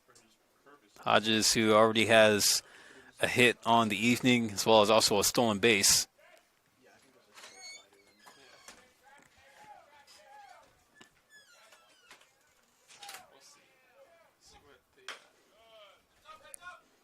It's a chopper foul. We're in front of the Seagulls dugout. Count 1-2. Menjivar is ahead in the driver's seat. We're going to see how he'll favor this next pitch coming to Hodges.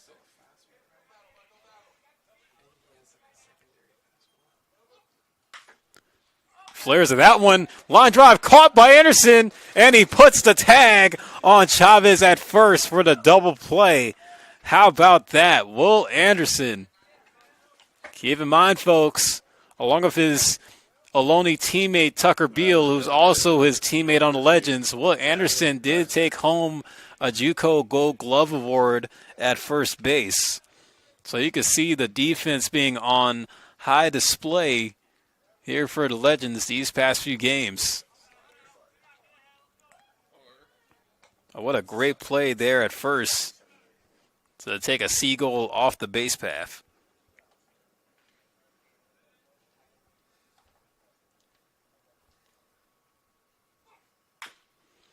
Almost chops down the third baseline, but roll foul.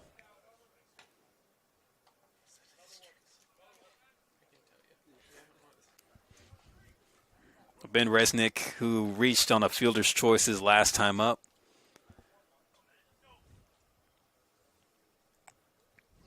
One from Minjavar. Fly ball hit out to center field. It's going to be a can of corn for Smallsley. He'll make the catch to end the inning.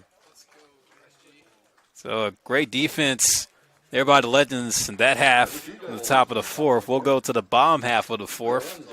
Still a 5-1 lead for Menlo Park.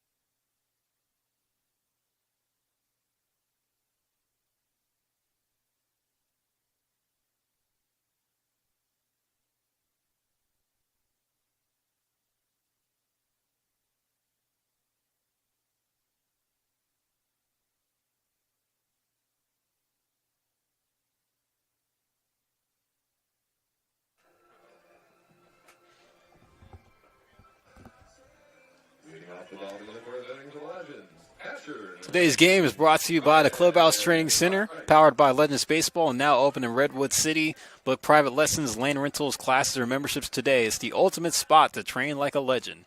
A big thanks to our sponsor, Kips Sports Cards, the Bay Area's top spot for baseball cards, autographs, and collectibles. Visit Kips in downtown Los Altos and tell them the legend sent you. Here's Ryan Cartwright to lead off the bottom half of the fourth with the Legends up by 4 runs on the Seagulls. Dwyer Lewis still in the game out for his now the 2/3 inning of work.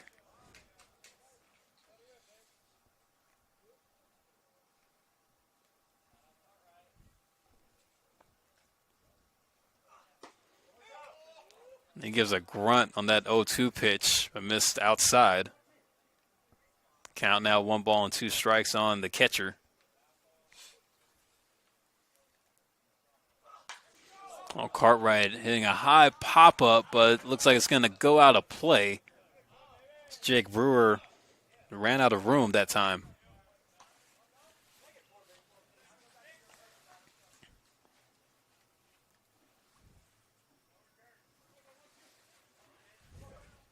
Ryan Cartwright's going to be an incoming junior at Division III Wheaton College.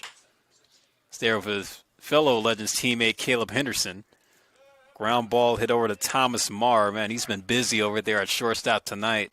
Like he's working a double shift at a Waffle House. Right fielder, number 1, Gavin Shaddix. Whereas knowing that we don't really see a lot of Waffle Houses in the Bay Area, it's a bit of a staple down south. Tell you, the hash browns there are beyond belief. First time I went to a Waffle House was when I was living in Daytona Beach, Florida. It was a stormy night.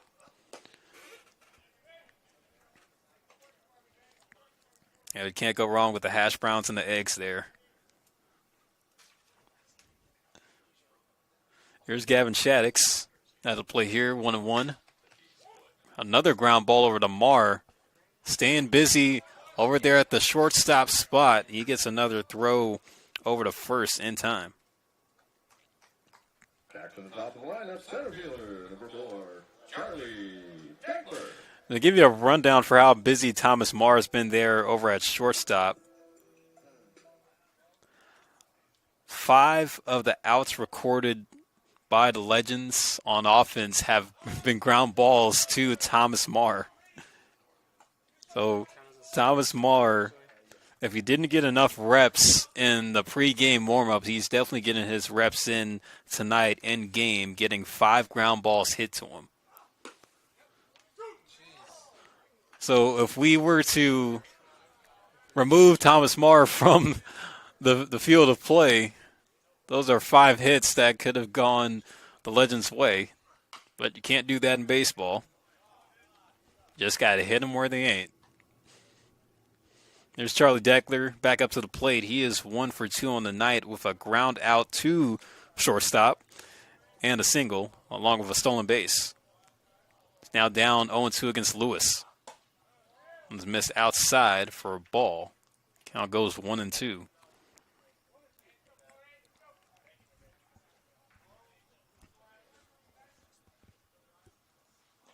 Oh, and that one hits Degler on the foot. So he will reach via hit by pitch.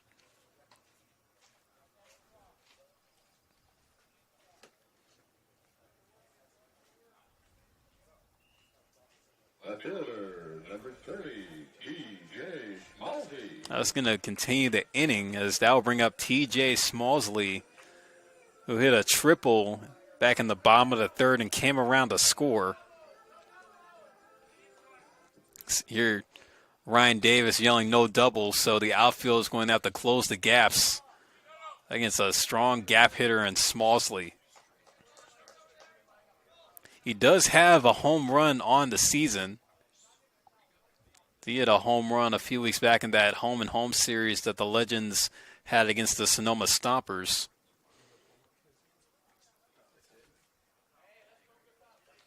And speaking of the Stompers, these next few games the Legends have coming up, they will see similar opponents. So they have the 3 against the Seagulls this week. Of course, tonight, tomorrow, and the 1 on Saturday. They go back up to Sonoma on Friday. As taking off for a second is Degler. He gets in with a stolen base. That's his second stolen base on the night. Puts himself in scoring position for T.J. Smallsy. But going back to the schedule, the Legends will see the Stompers again in Sonoma on Friday.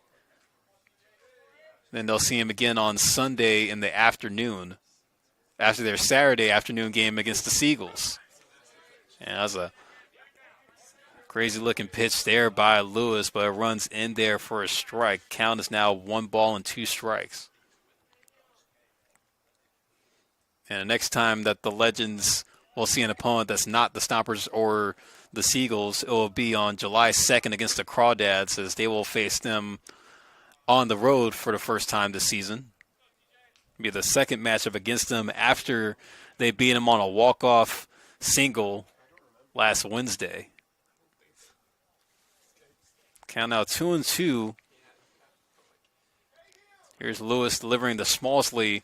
Another breaking pitch that runs just barely inside as he couldn't hit the corner close enough. So the count goes full for T.J. Smallsy.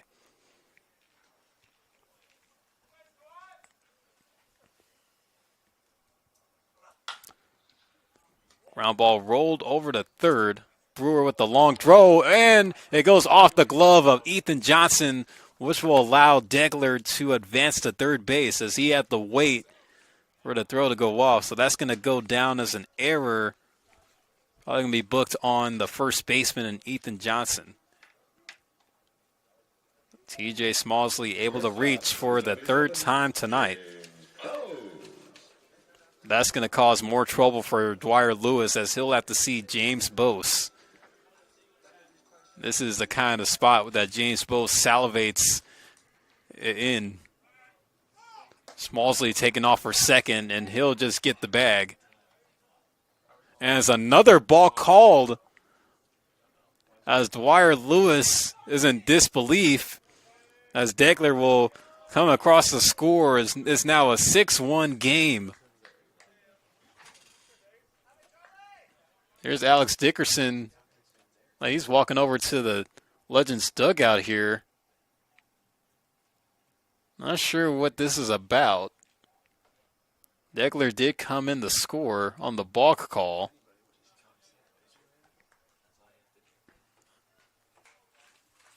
And not really sure what was happening there, as we had to take a quick break for Alex Dickerson to speak with a player on the Legends roster in the dugout.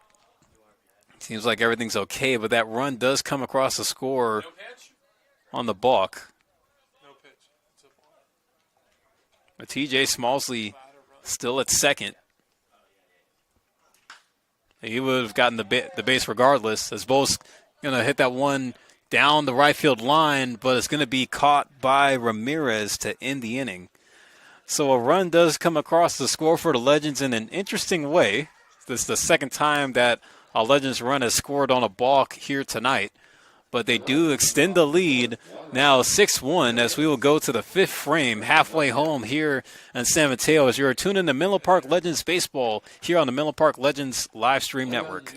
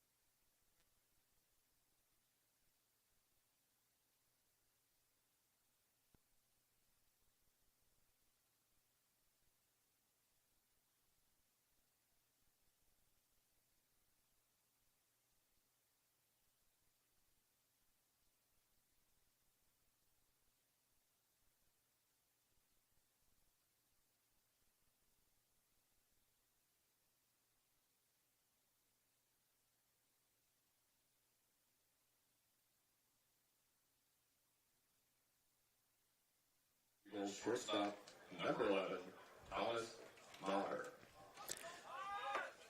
Diego Menjivar in his second start this summer with the Legends has been looking pretty good, only keeping the Seagulls just to one run as we are now in the top of the fifth. The Legends able to get a run across last time in the bottom of the fourth on a balk call. The second time that they were able to get a run across on a balk here tonight. Stepping in the lead off will be Thomas Marr. And not getting tired of saying his name tonight, folks. He has been active. It feels like he's been everywhere on the diamond. There's the 0-1 from Menjivar. And Thomas Marr fouling that one off to the right. Count now 0-2.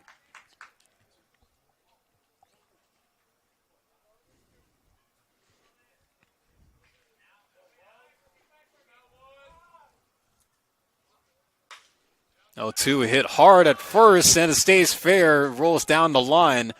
Trying to dive for it was Anderson, but just came up just short as it bounced over his glove. So Marr gets on with the leadoff single. Right fielder number 7, Alan Ramirez. And that's going to put us back to the top of the order for Alan Ramirez.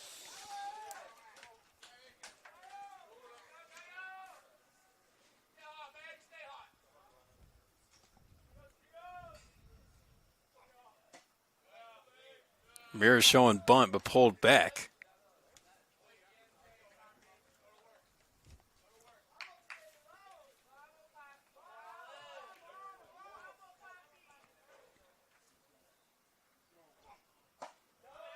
There's a strike by Menjivar. Hits the inside part to Ramirez. Ramirez, who's wrapping up his JUCO career after he sat out his first season at San Jose State. So he'll be an incoming junior going to San Jose State. It's a close pickoff play there at first. Menjivar keeping a close eye on Marr.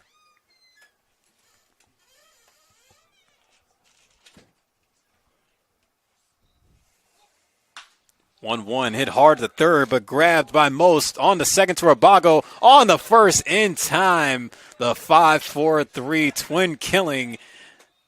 Yes, the Legends 2 out here in the top of the fifth. The batter, third baseman number 29, Jake Brewer.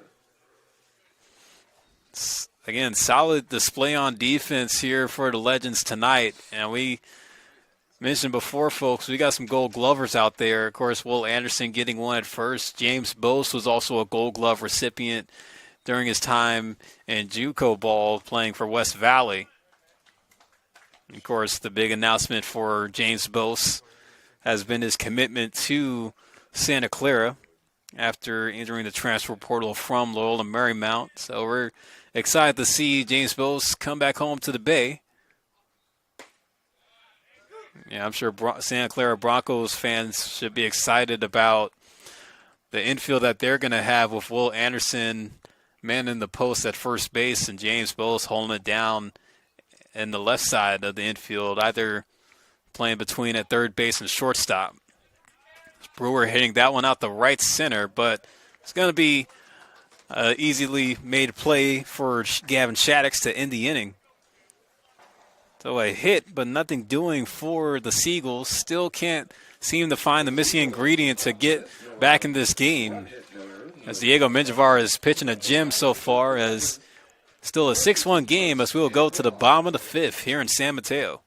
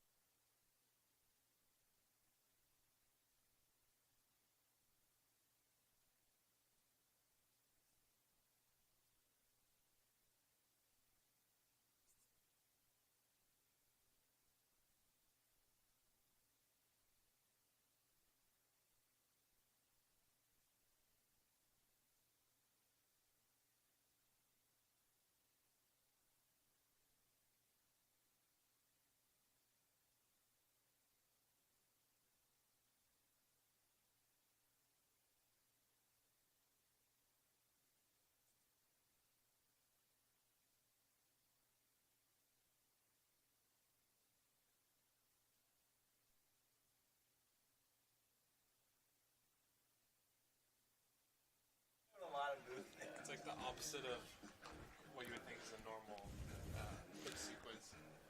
It'll be Will Anderson, Dane Most, and Austin Rabago due here in the bottom of the fifth. Still a 6-1 game for the Legends as they have been putting it all together here tonight and trying to bounce back against the Seagulls. Trying to go for their second win against them early in the season series. Will Anderson coming back up as he was hit by a pitch and struck out at the plate in 2 trips tonight so far, this being his third. Dwyer Lewis is back out for another inning of relief. This is second inning of work. Excuse me, it's actually his third inning of work.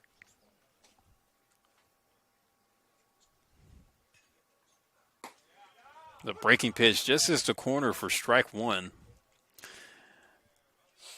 To give you a rundown for how the West Coast Conference is going to look, since we have some representatives on the Legends roster set to play in the West Coast Conference next year, with Isaiah Landry set to go to San Francisco after transferring from Alabama State. Will Anderson being a JUCO transfer going to Santa Clara. And James Bose entering the transfer portal out of Loyola Marymount, recently committing to become a Bronco at Santa Clara. Santa Clara is trying to get back to the regionals as far as a goal for next season after having winning the conference tournament for the West Coast Conference back in 2023.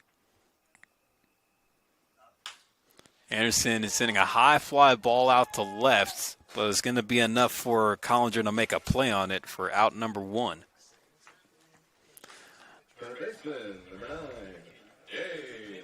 Here with Dane Most coming up now. Hit a 2 RBI double back in the first and was hit by a pitch in the third. For Isaiah Landry, suiting up to be a Don over on the hilltop in the city. Or San Francisco, their baseball program trying to break a drought themselves. The last time they were in the regionals, it was back in 2013.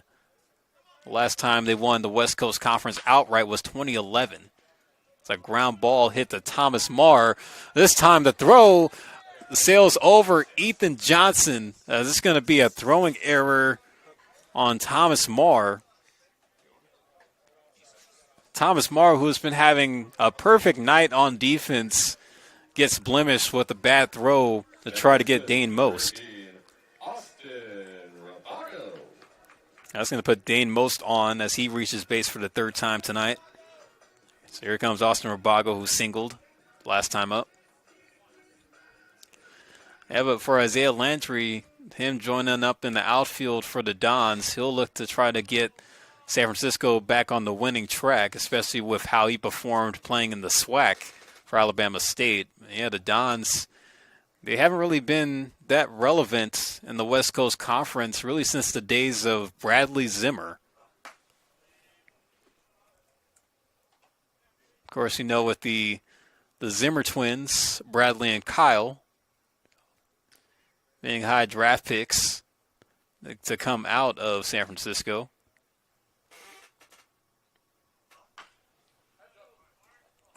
That one's fouled off. Rabago, count 1-1.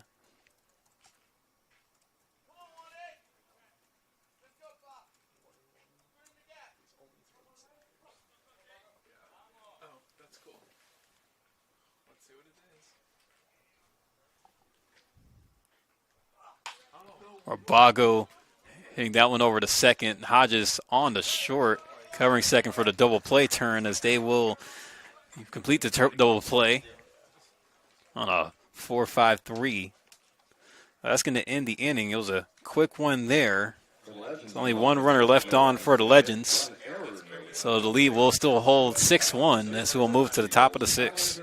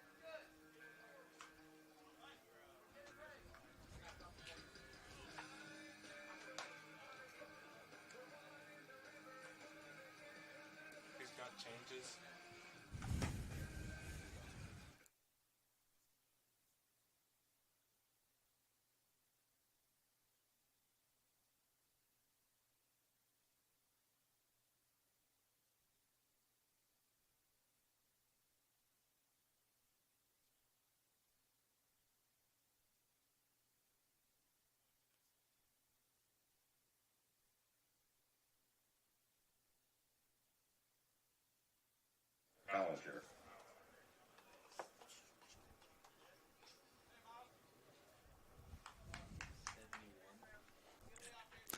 Diego Menjivar coming back out for the 6th inning with his pitch count now at 71. So he will face Miles Collinger, still holding a 6-1 lead. Collinger fouling off the first pitch at the plate.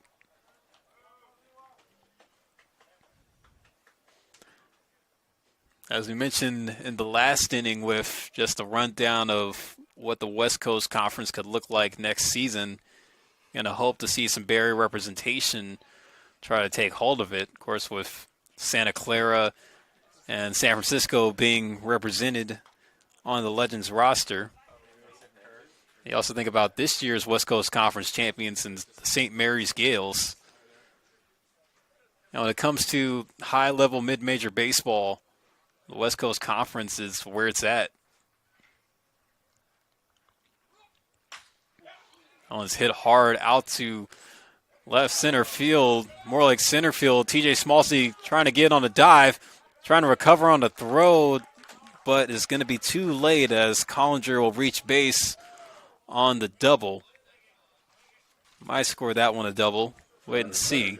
Smallsey wasn't able to make the catch on the dive, but it'll still go as a hit.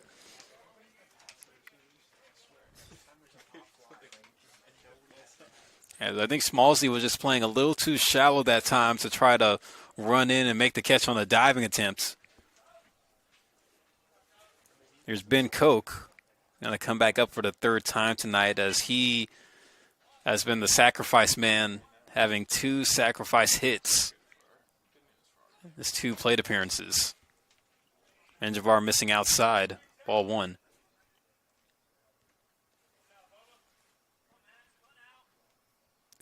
Even our very own Nick Sanzeri, he actually was the pitching coach for a short time at fellow West Coast Conference Representative Pacific. As that throw gets away, going out to center field, Smallsey having to make a throw over to third, but Collinger is going to slide in there safely on the failed pickoff move by Menjivar.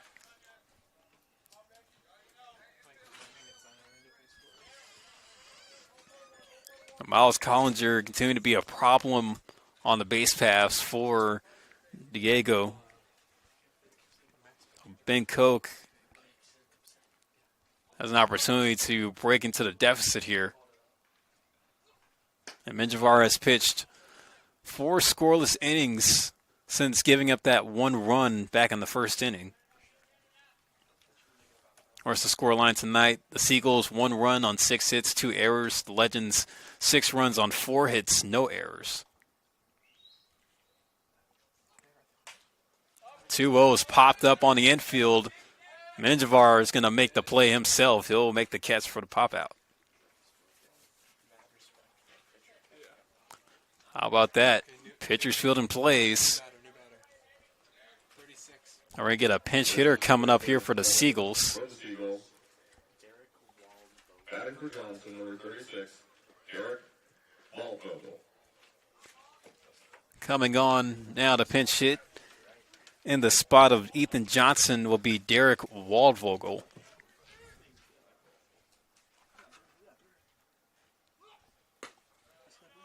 Takes the first pitch ball outside from Menjivar. Waldvogel will take the bat out of Ethan Johnson's hands, and he'll come up in the pitch hitting spot, see if he can try to get that run across. Swings and misses at the 1-0. Count now goes to 1-1.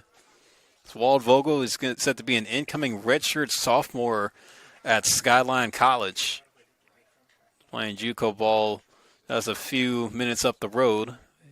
Came out of high school playing at Junipero Serra High, just down the road from us here in San Mateo. Of course, a perennial Bay Area powerhouse here on the peninsula.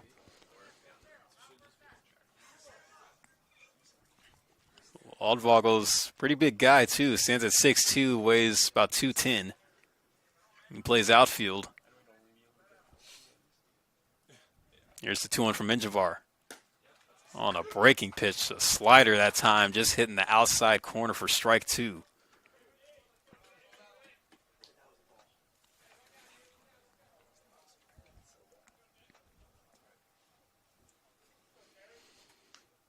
Menjivar could get him on the 2-2 pitch. Kind of looked a little bit off balance on that pitch out of the stretch that time as he lifted up his leg a little bit awkwardly and fell to the ground there.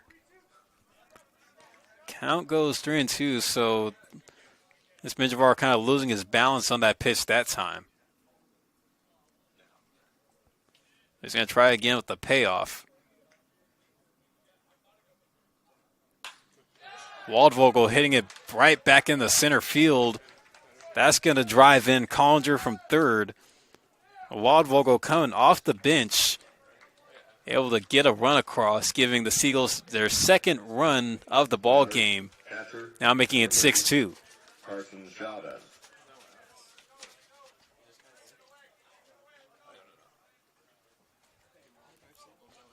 Carson Chavez, who now comes up, going 2 for 2 on the evening so far with 2 singles.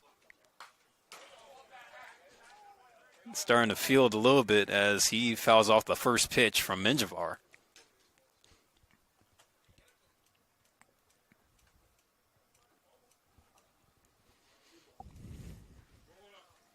Hopefully Diego Menjivar has enough in the tank to get through the 6th inning here. And he put up 4 scoreless innings against the Seagulls until now. Making a move over to first.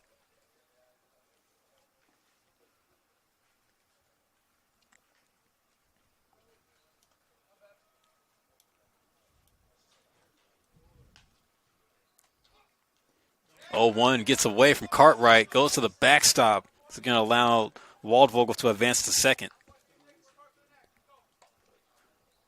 Menjivar a little bit off his game here, kind of starting to wear out a little bit. You can see that there's a big difference in how he's been working around the strike zone.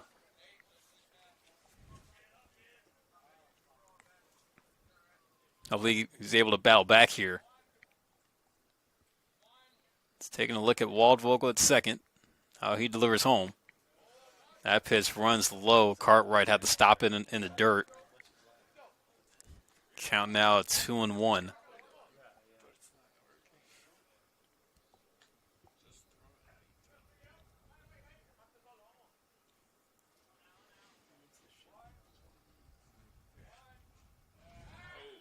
Menjivar going to make a move over to second just to check on Waldvogel.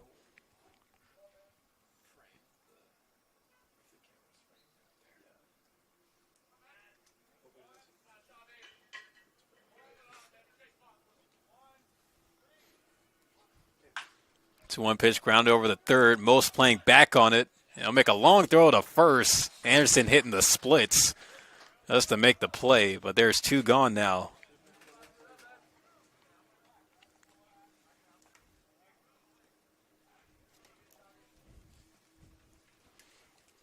Second baseman, number 9, The Waldvogel having to stay put on that ground ball. Now Jalen Hodges will come up with 2 outs, see if he could get the job done. So he is 1 for 2 on the night. He's singled and lined out. It looks like strike 1. Menjivar trying to pound the zone. He's going to continue to go right at these Seagulls hitters.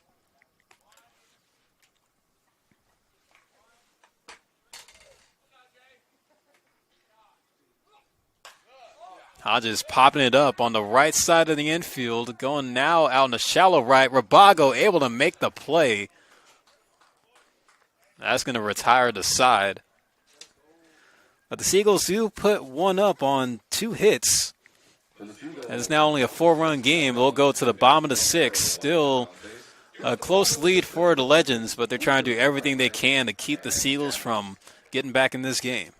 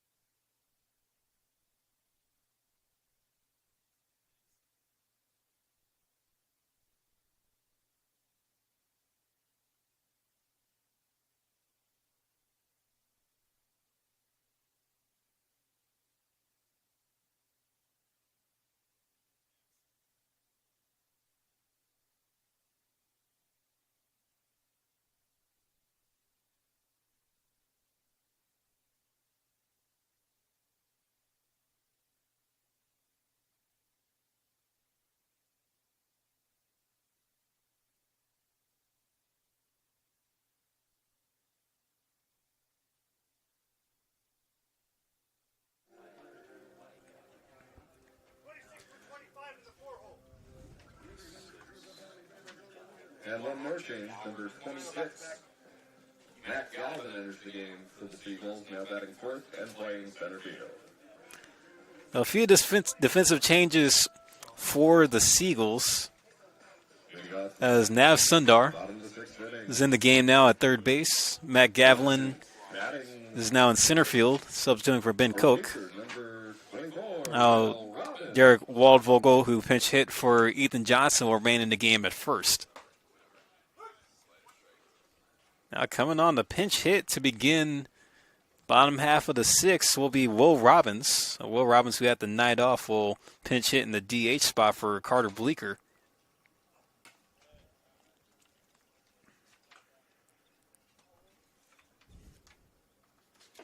Counts 1-1 as Dwyer Lewis remains in the game here for the Seagulls. Oh, and Robbins almost had to wear that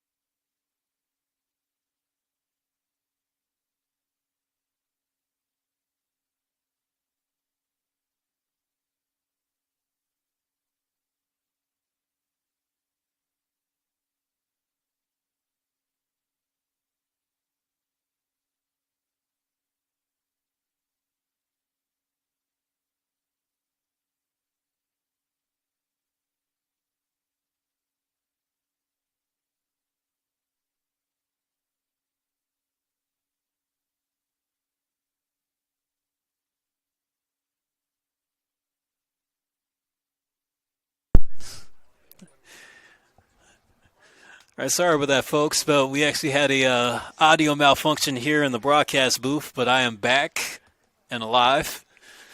So just to give you the situation here, it's an 0-2 count. TJ Smallsley with the bases loaded, 1 out. Smallsley, like he held up the swing there. Actually, no, he did not, as they said he went around for strike 3. So a Legends batter strikes out with the bases loaded. And you know me, folks, that irks me a lot when that happens. We'll see what James Bose can do here with 2 out. Again, yeah, we'll apologize for the audio issues that we had here, but hopefully you're still able to see the game. It was still a 6-2 score for the Legends. Now Bose is going to step in as he sees a off-speed pitch from Lewis in for strike 1, hitting the inside corner. James Bose has a walk, a sac, flies fly, and an RBI, and a flyout tonight. Hard swing there by Bose, but it doesn't make contact as that one ran low for strike 2.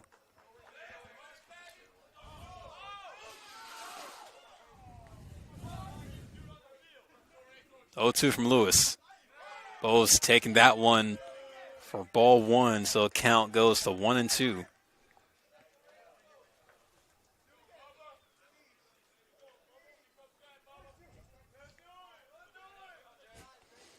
The Legends dugout getting into this one, trying to root on their main guy, the guy they call him.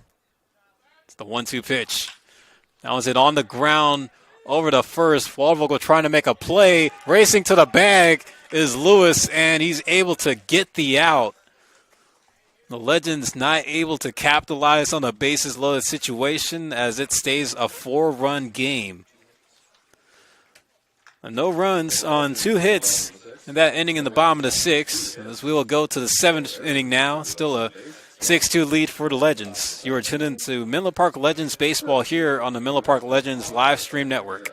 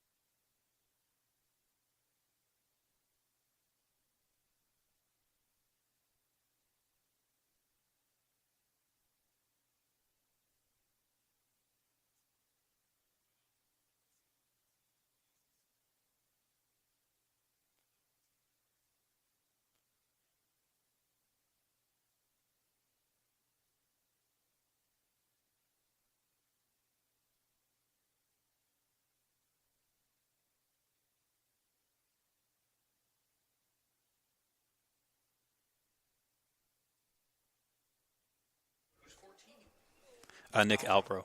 Nick Albro. Coming in to pitch for the Legends, number 14, Nick Albro.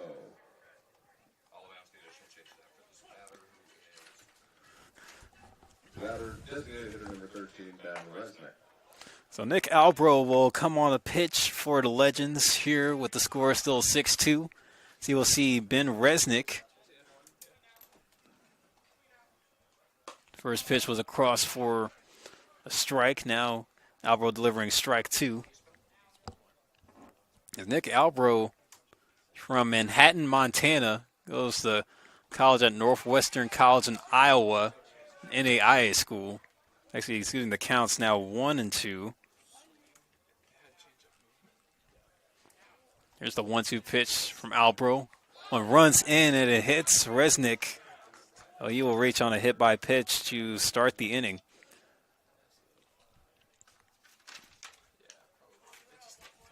The batter shortstop, number 11, Thomas Maher. Additional changes to Legends. Number 0, Emilio Feliciano now batting first. Yes. He's playing left field. Number 30, TJ Smallby moved from left field to center field. And 3 is playing right field? Yes. And who's 3? Quincy Villa. And number 3, Quincy Villa now batting ninth and playing right field.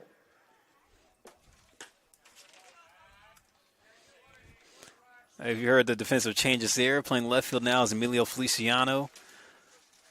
Quincy Villa now in right field. And TJ Smallsley still playing center field. Now, coming up is Thomas Maher. Has a count in his favor at 2-0.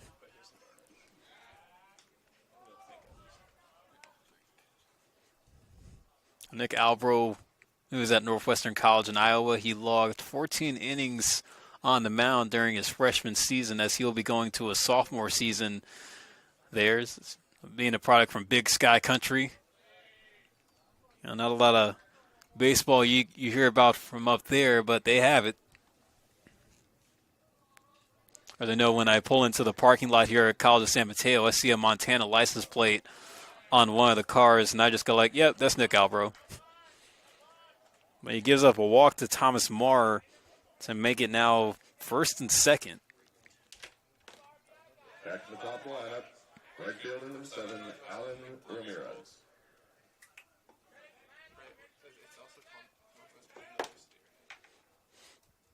Now Albro will have to see Alan Ramirez.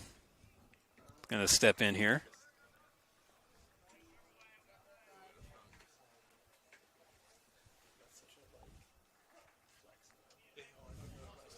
Alan Ramirez, he walked, flew out, and grounded into a double play tonight. Albro able to get a strike there on a hard fastball. And try to put one on the ground here, see if they could turn double play. Possibly even a triple play. On miss, gets away from Cartwright. Not making any movement at second is Resnick. We'll try to run there. Played about just under 2 hours here in San Mateo. Been a pretty good game so far, but it's been all legends in this one tonight. On misses outside for ball 2.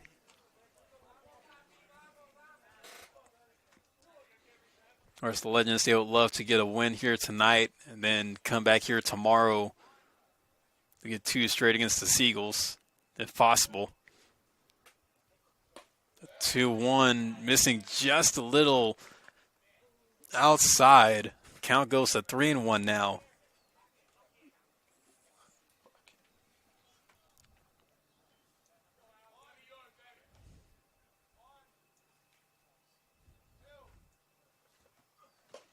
And there's a strike. Albro, glad he could get that one across.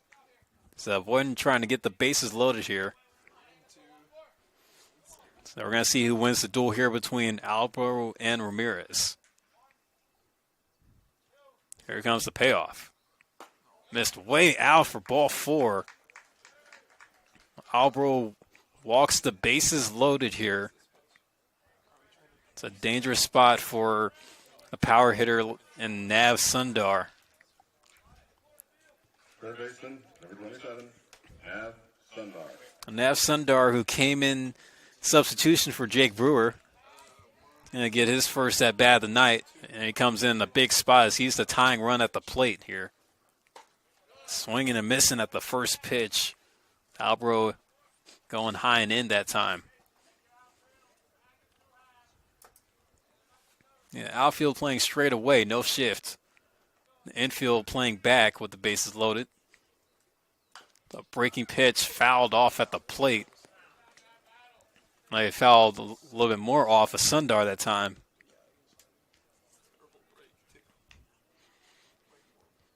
On to the count. Albro trying to get a strikeout here.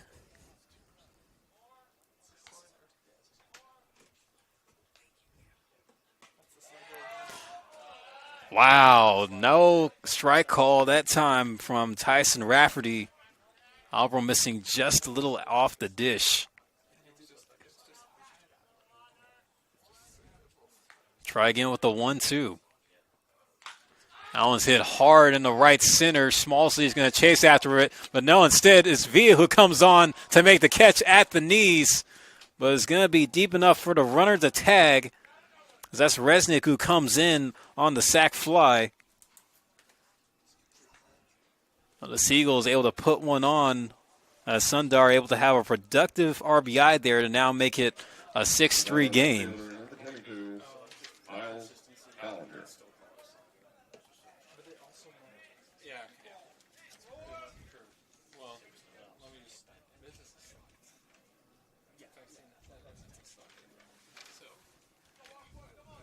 Thomas Marr now at third.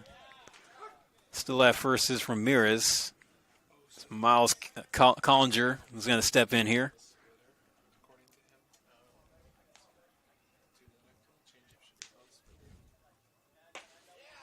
Another good pitch by Alpro, but this time misses just a little out.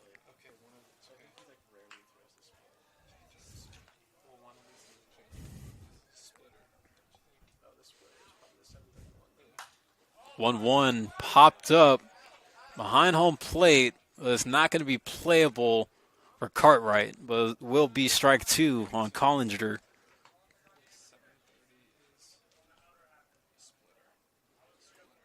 Collinger is 2 for 2 on the night, reached base 3 times via a walk, a single, and a double.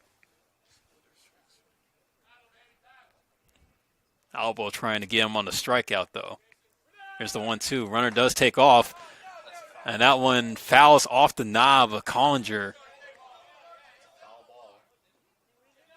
Actually, it's going to be overruled into a hit by pitch instead, as his elbow guard fell off. Well, we heard a loud click. We weren't sure if it was the knob or the elbow guard, but it says that it was the elbow guard based on the evidence of the elbow guard ending up on the floor. Collinger able to reach via hit by pitch, and the bases loaded are now once again loaded. Marr at third, Ramirez at second, and Collinger now at first with Matt Gavlin coming up to the plate, making him the go-ahead run. Alvaro missing outside. Now goes 1-0. Alvaro trying to get out of this inning to stop the bleeding. Seagulls have already put up a run here on the sac fly from Nav Sundar. The 1-0 is a cross for strike 1. Sure, Alvaro would love to put one on the ground here. See if we can try to get the middle infield to turn a double play. They are playing Ramirez close at second. Another fly ball hit out to center field. Smallsy will make a play on it. Tagging from third is Marr. A throw on home is a good throw to Cartwright. He did have to leave the plate a little bit, but it did keep Marr from trying to advance. So he'll have to hold still. But there's now 2 out as the sacrifice fly attempt backfires. First baseman number 36, Derek Waldvogel. So now Derek Waldvogel, who hit the RBI single his last time up in the 6th. See if he can try to come through again, but this time do it much bigger. Alvaro missing outside with the first pitch to him. Comes to 1-0. There's a strike that hits the corner.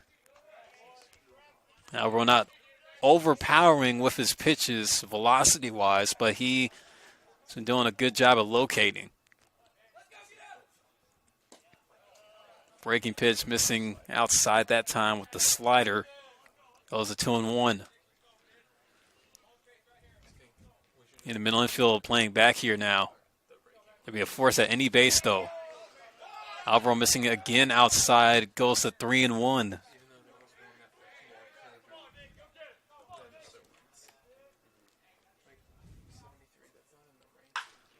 Owns it hard down the third base line, but foul. Just barely fouled, too. It sounded good off the bat of Waldvogel, but the count now goes full. Now it becomes a dual battle here between Alvaro and Waldvogel at the plate. Here comes the payoff. And look like that's a foul ball. Waldvogel checked the swing, but it hit the middle part of the bat. So you can call that luck for Alvaro. So he'll get another pitch. Try to get him here. Has to make it good. Alvaro's working fast. He's got a fast tempo out there from the windup. Here it comes. And calls strike 3. Waldvogel takes the walk of shame back to the dugout, leaving the bases loaded. Big mistake there for the Seagulls not to capitalize, as Nick Alvaro gets the big strikeout to get out of the jam, only keeping the Seagulls just to 1 run in the top half of the 7th, as we'll now go to the bottom half. Stretch time here in San Mateo. Legends still up 6-3.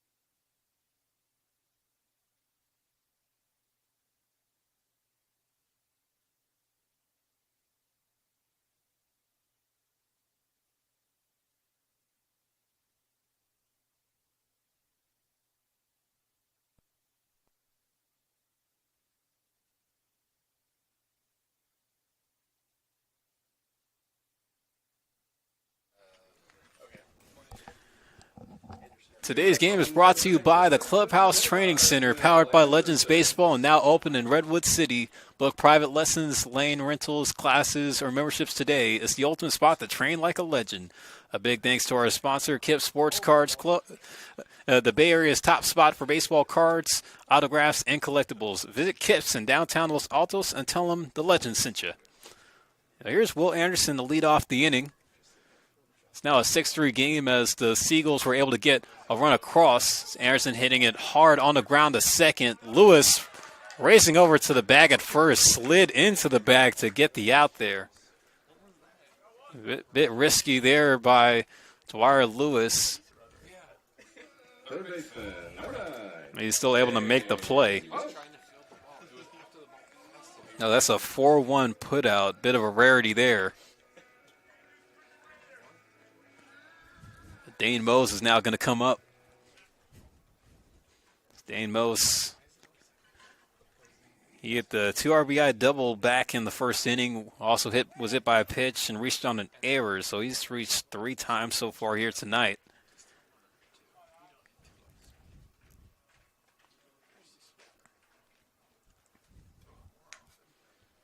Dwyer Lewis has been eating up a lot of innings for San Francisco in this one.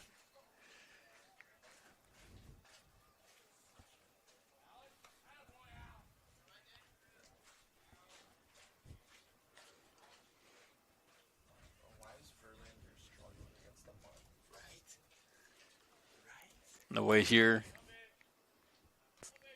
it's Tyson Rafferty and having to clean off home plate a little bit there.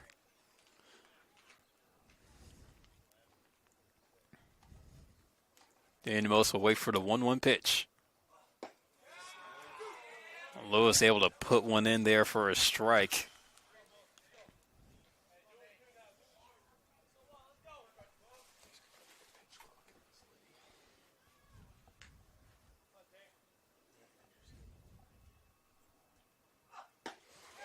Mose held up the swing.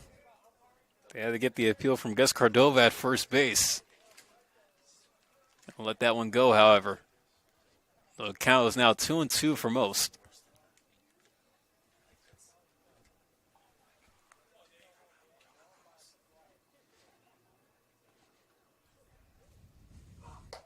Well, runs high and in, most having to get out the way.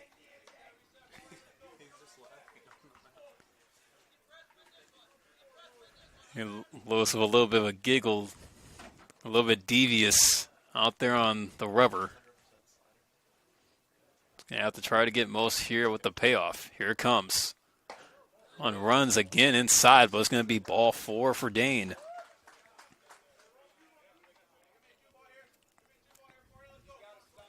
Now we're going to get a pinch hitter hitting in the spot of Austin Urbagos. It's Tucker Beal.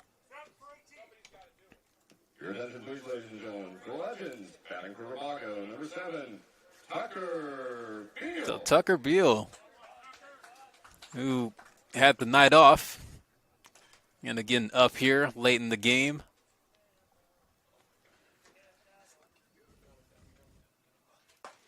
Look at the first pitch, in for a strike.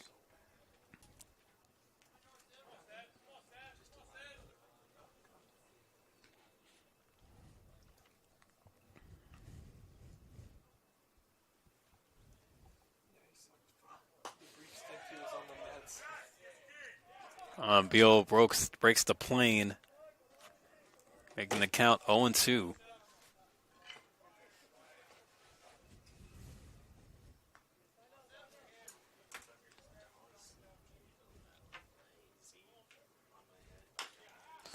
Beal chopping it over to short. It's going to be picked up by Marr. He's able to make the play, getting him at first for out number 2.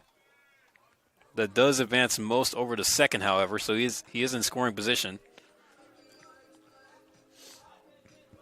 Designated hitter, number 24, Will Robbins. That'll allow Will Robbins to see if he can try to add some insurance to the lead here with a runner at second, scoring position. First pitch to Robbins is a breaking ball, runs in for strike 1. And we got the starting pitcher that just walked into the booth here, Diego Menjivar, joining us.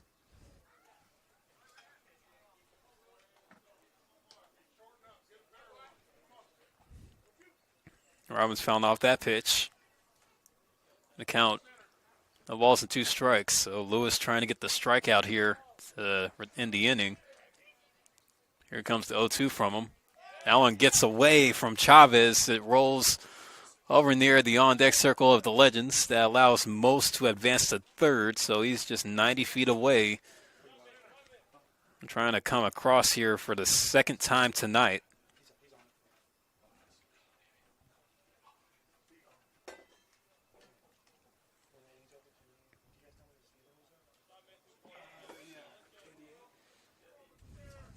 And Lewis will reset for the 1-2. Breaking pitch.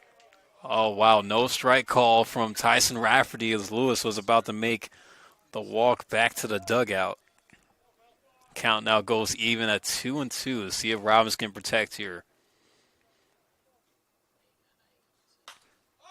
Swinging a pop-up. The elevator shaft pop-up as tossing the mask is Chavez and making the catch to end the inning. No hits. No runs across for the Legends in the bottom half of the 7th. We'll go now to the 8th. Still 6-3 here in San Mateo.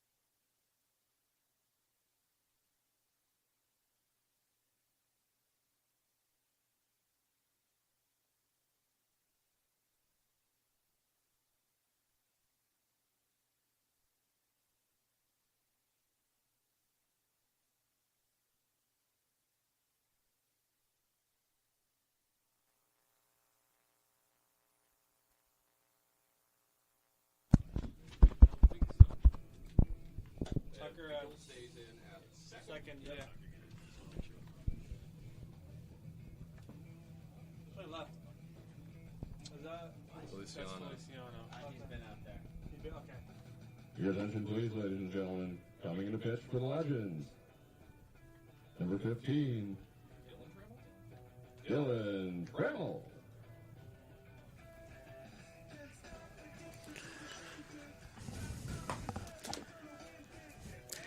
Coming in relief for the Legends to begin the top of the eighth will be Dylan Trammell, as he'll be getting the ball, see if he could put together a clean inning. As the Legends trying to hold on to a 3-run lead as we're getting into the late hours here in San Mateo.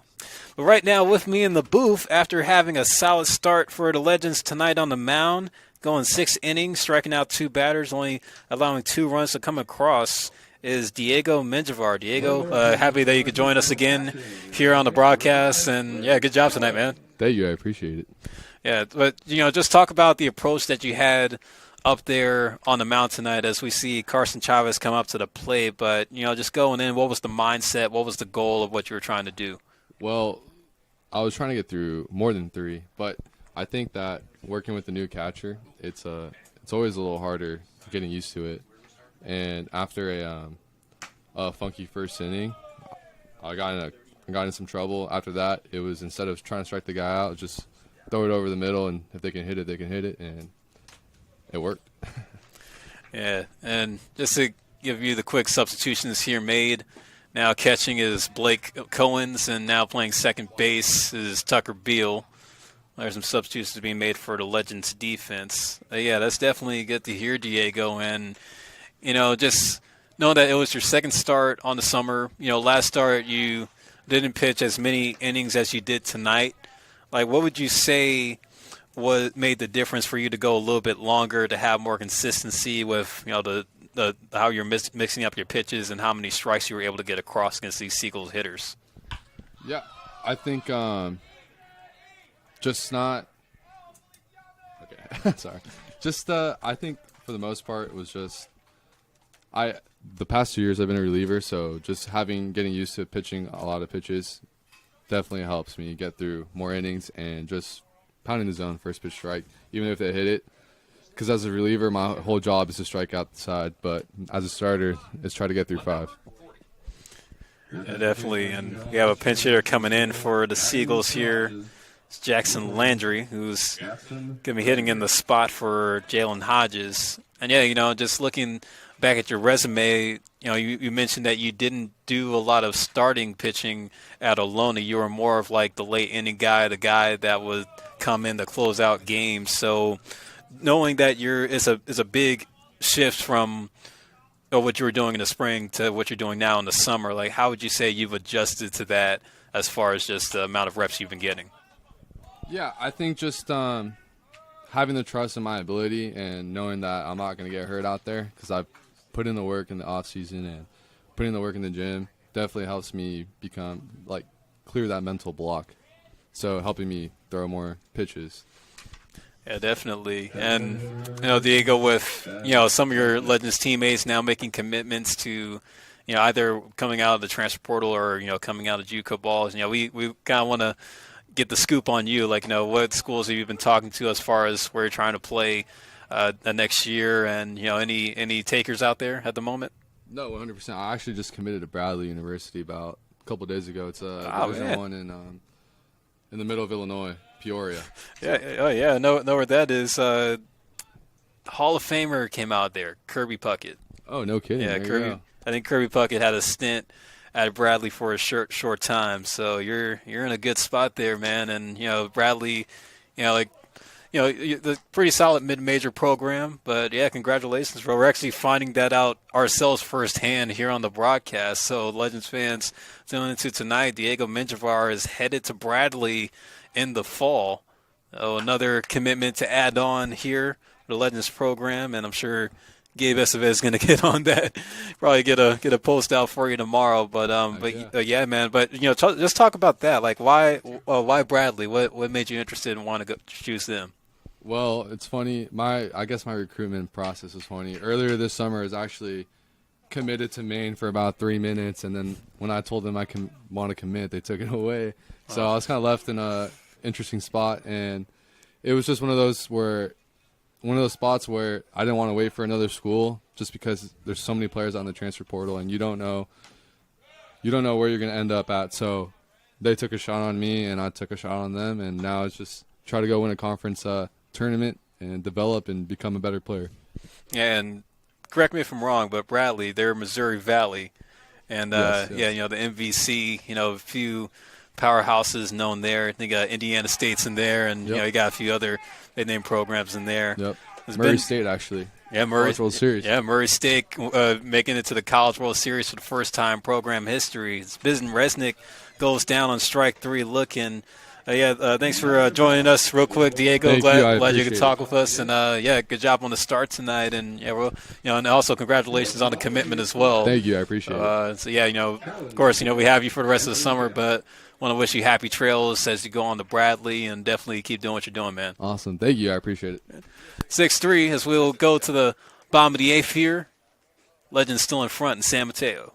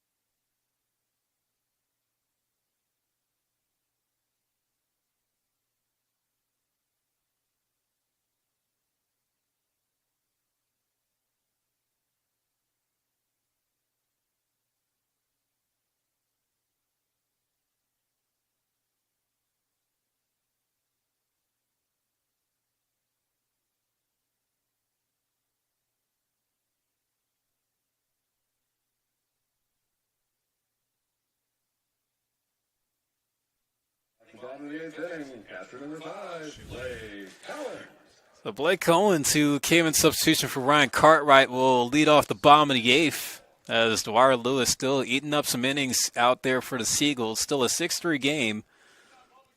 Blake Owens, giving Ryan Cartwright the rest of the night off in substitution. It's a ground ball over to short. There's a guy that's been very active tonight at that spot, Thomas Marr, getting another 6-3 put out to go his way. One gone now. That's going to bring up Quincy Villa, another guy who came in substitution late in the game. Came in to play right field for Gavin Shaddix.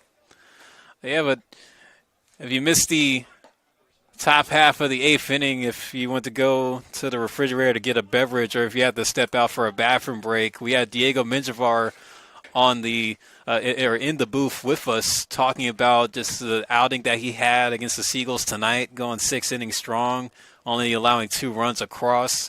But he also announced his commitment to Bradley University. So we have another legend and another one of Nick Sanzeri's pitchers going Division I. So he'll be heading off to Bradley in Illinois coming this fall. So definitely going to keep an eye out on our guy Diego as he continues his collegiate career. Yeah, but always a good time to hear about our guys committing to Division I universities. Of course, that's always the end goal for any baseball player with aspirations to play college ball.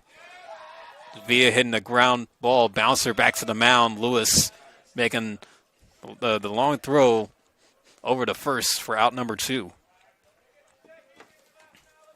Back to the top lineup, left fielder, number 0, Emilio Feliciano. Yeah, but Diego Menjivar has been having a pretty good summer so far, starting in 2 games. And, for those that were able to hear him on the mic for a bit, he talked about how he didn't really do a lot of starting pitching at Ohlone. He was more of like the late innings closer guy on the pitching staff that was manned by Nick Sanzeri under the head coaching of Mike Kieran. Again, Nick Sanzeri has always had a good track record of getting pitchers in the JUCO ranks off to the next level, as he sent over 75 pitchers to the Division I level, and even had 17 of the pitchers that he helped train get drafted by a major league ball club. And also during his offseason time, he's worked with more than 20 different major league and minor league players. Some notable names come out of here from the Bay Area. Tyson Ross.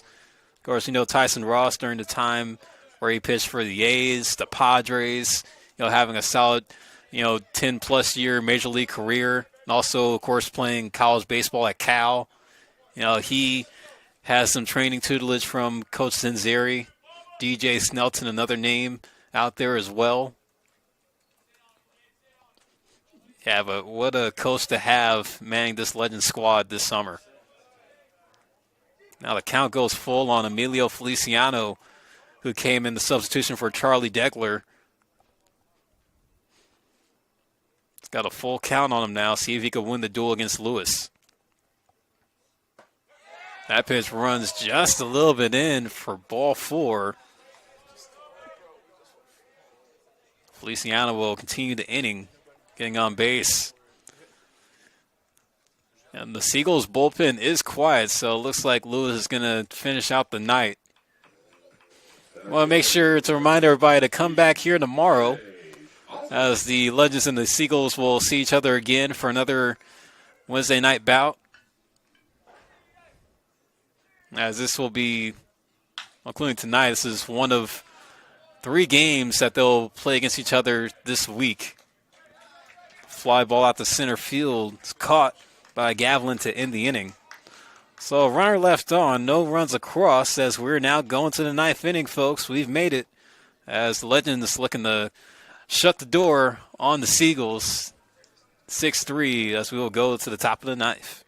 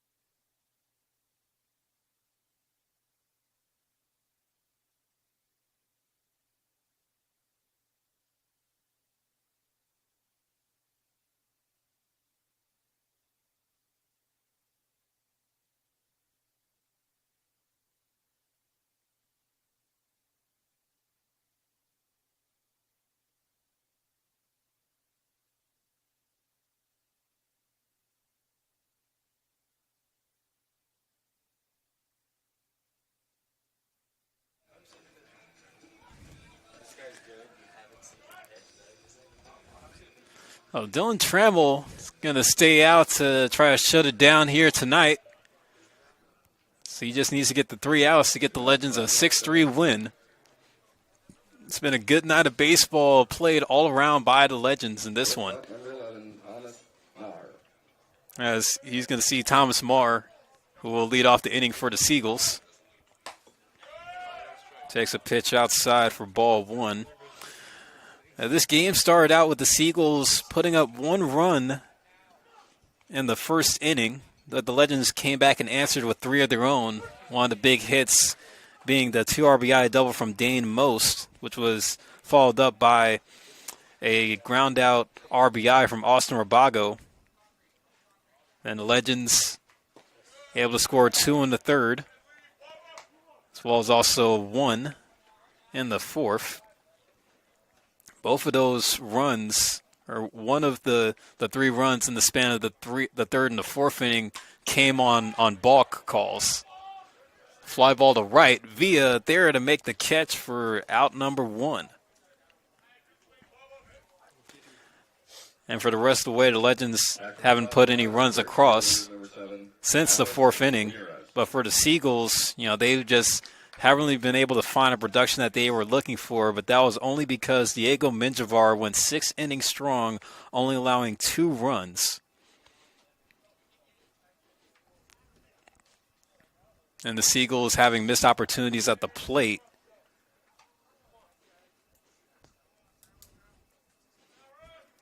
As their bats just weren't able to bring it tonight. Trammell missing high and in on Alan Ramirez. Count goes to 2-0.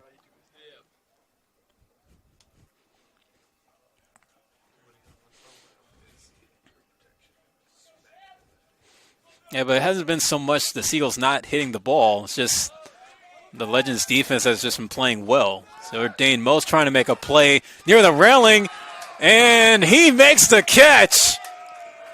He had to reach just a little bit over, but was able to find some coverage to get the second out. Now the Seagulls find themselves down to their last hope. As they're going to hope to find it in Nav Sundar.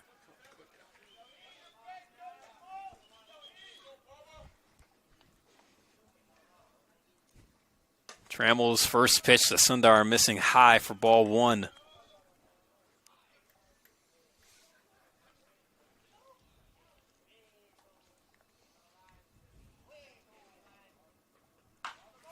(1-0) fouled off in front of the Seagulls dugout.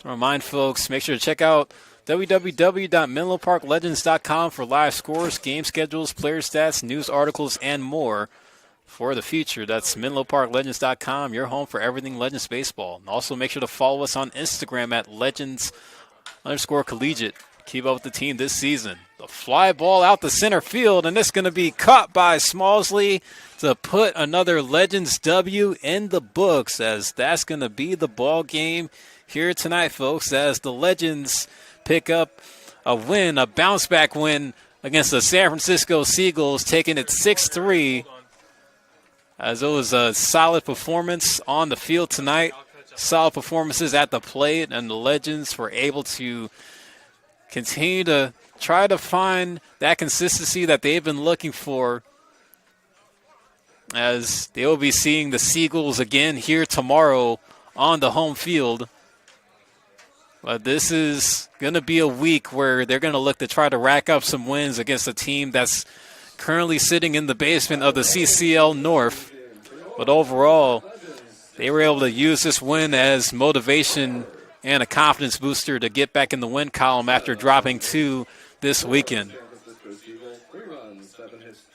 Overall, it was a great performance that was fueled by a solid pitching performance from Diego Menjivar, who again went 6 innings, striking out 2 and only keeping 2 runs on the board. But the Seagulls weren't able to deter the Legends bullpen here tonight, thanks to strong relief outings from Nick Albro and Dylan Trammell. Trammell getting the final 3 outs to win the game. We're going to see how the Legends can favor tomorrow against the Seagulls, as we're going to run it back in 24 hours from now, as we ask that you come back here tomorrow on the Menlo Park Legends live stream network for Game 2 of this 2-game series, set to begin at 5 o'clock, as it'll be the second game of the 3-game stretch between these 2 opponents. But we want to thank you again all for tuning into tonight's coverage of Menlo Park Legends baseball. Final line score goes like this. For the Seagulls, 3 runs on 7 hits, 2 errors. The Legends, 6 runs on 6 hits and 1 error. And also, one more reminder, plugging our social media. Make sure to check out www.menloparklegends.com for live scores, game schedules, player stats, news articles, and more. That's menloparklegends.com, your home for everything Legends baseball. And also our social media. Follow us on Instagram. Catch all the college action at Legends_Collegiate. And get a behind-the-scenes look at our legendary youth camp program at Legends Baseball Camps, all one word. And also check out our Twitter as well at MP Legends. Again, it's at MP Legends. Capitalize the M, the P, and the L on Twitter. But that's going to wrap it up for us here on the Menlo Park Legends Livestream Network. Final score, Legends win it 6-3 over the Seagulls. As this is Philip Hall signing off for the evening, as we'll be back here tomorrow for Game 2 between these two teams. As we say so long and good night from San Mateo.